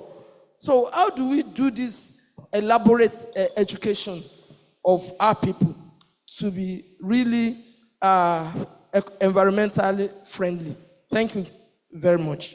Thank you very much, Ma. Thank you. Let me quickly go directly to my question. My own question is on the food aspect, because I could remember the last speaker that discussed about the environmental and health benefits of biogas. And he made mention of a statement that people that are cooking using all this firewood, they have more of health hazard. And now, I want to put a question now through that I don't know whether it has been tested, because we know that we have some process-induced chemicals that are toxicants. And you know, in the production of biogas, we have some other chemicals that normally come along during the process of the digestion, like when you are talking about nitrogen sulfide and the rest like that. And we know, if people are saying now that you want to eat suya, people will say that you don't eat suya because of some of the toxicant that has been produced, like acrylamide and some other things. Then now, has it been tested that the biogas, if you use it, maybe in roasting, in compare with other means of processing, like heat processing, like the use of all this grilling, dry grilling or electric grilling machine thereabout, has it been confirmed whether the biogas is safer compared to the one that I've just mentioned? Thank you. Okay, thank you very much. The last one.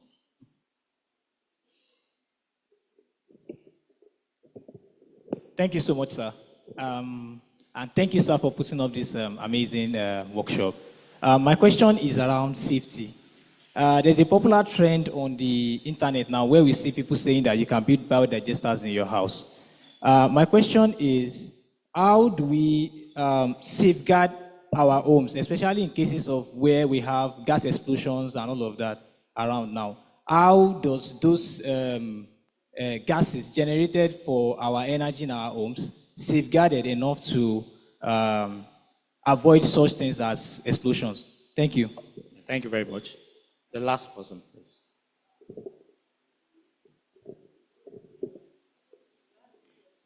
You don't have any question again? Yes, ask your question. Thank you. Professor Bada.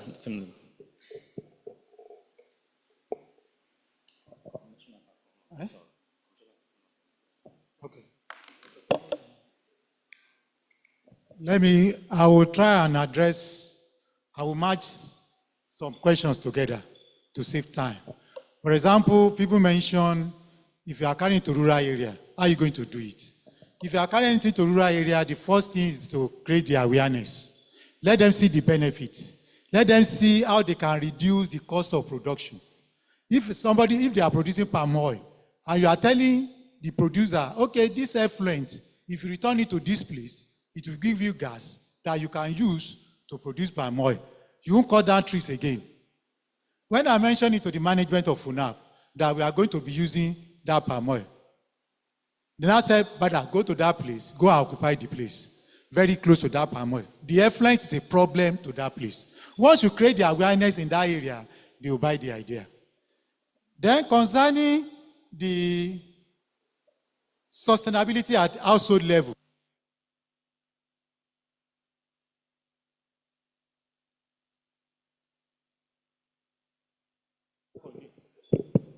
just like our solar we are using at home, it depends on the capacity. Some carry pumping machine, some carry only television, some you use it to charge.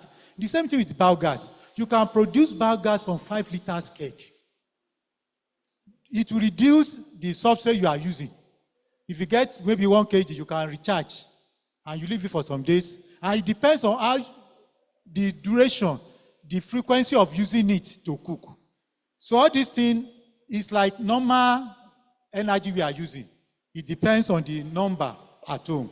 Then concerning the safety, I would say biogas is safer than this liquefied natural gas. It's safer because as you are producing it, if you want to use it to cook directly, you don't need purification. But if you want to compress inside cylinder, you need to purify, you remove hydrogen sulfide, ammonia. So the only thing you are left with is CH4.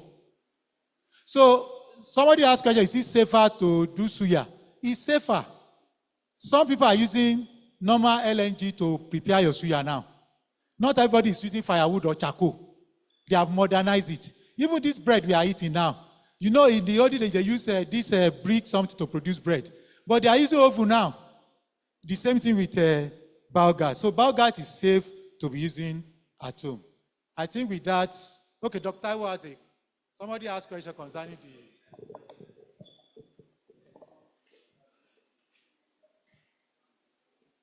So concerning the health issues of biogas, normally, you know, everything is encapsulated inside the can. And it is only the end product you are seeing when there is a reaction between your gas and the naked fire.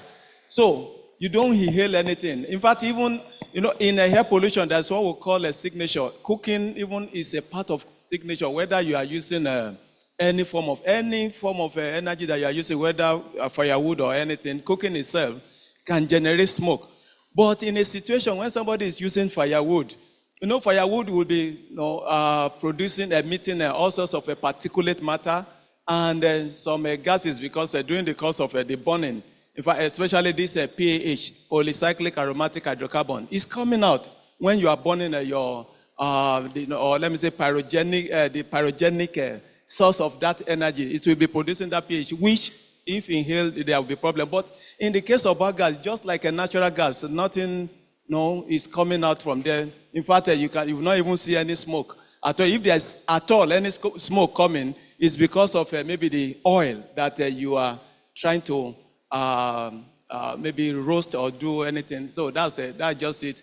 Then I think Prof also mentioned something about, what of you'll be contending with those people that want to use manure for their own farm, because that manure will have been channeled to the biogas production. So it's better, because even using a raw manure can harm even what you are planting, except it has been stabilized. Then another thing is that what of the pathogenic aspect of it? When you use fresh manure, then there will be pathogens that will be introducing into the soil, which can go even to the groundwater and all those things. But all those things will have been catered for, because during the course of the production of biogas, it will have been, all those pathogens will have been destroyed. They will have been, because you are cooking, all those the feed stock that you fed into your biogas. So thank you. Thank you very much, Dr. Taiwo. Let me call on Honorable Commissioner for Agriculture, represented by Mrs. Shobukola, for our comments. Thank you very much. From all the questions that were asked, and the thinking of the people are about the urban setting. But we need to think about these rural setting people too. Because from what Professor Bada said, he said, if anything will reduce your cost of production, the farmers will embrace anything that will reduce their cost of production.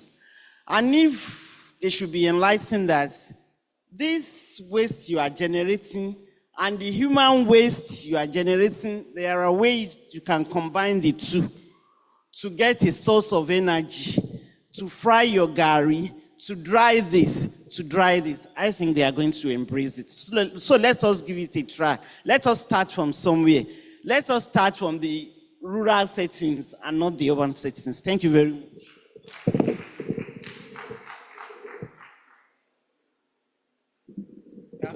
Because of our time, I would like to call on the team leader of the project, Professor Bada, for the closing remark.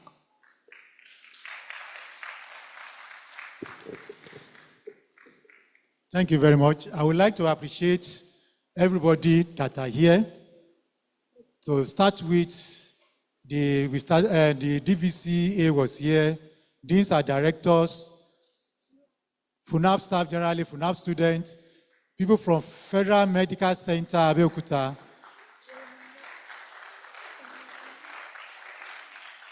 Environmental Society of Nigeria, the chairman of Abeokuta chapter was present. All of you present, you are highly appreciated. I thank you all. Because the essence of the project is for everybody. When I was presenting, I said the target group. The target group cut across everybody in this hall. It's not limited to students alone, because it's not to empower the student alone, to empower the staff and the entire public. So thank you very much. We came to this place in peace. I wish you peace on going back home. Thank you very much. God bless you.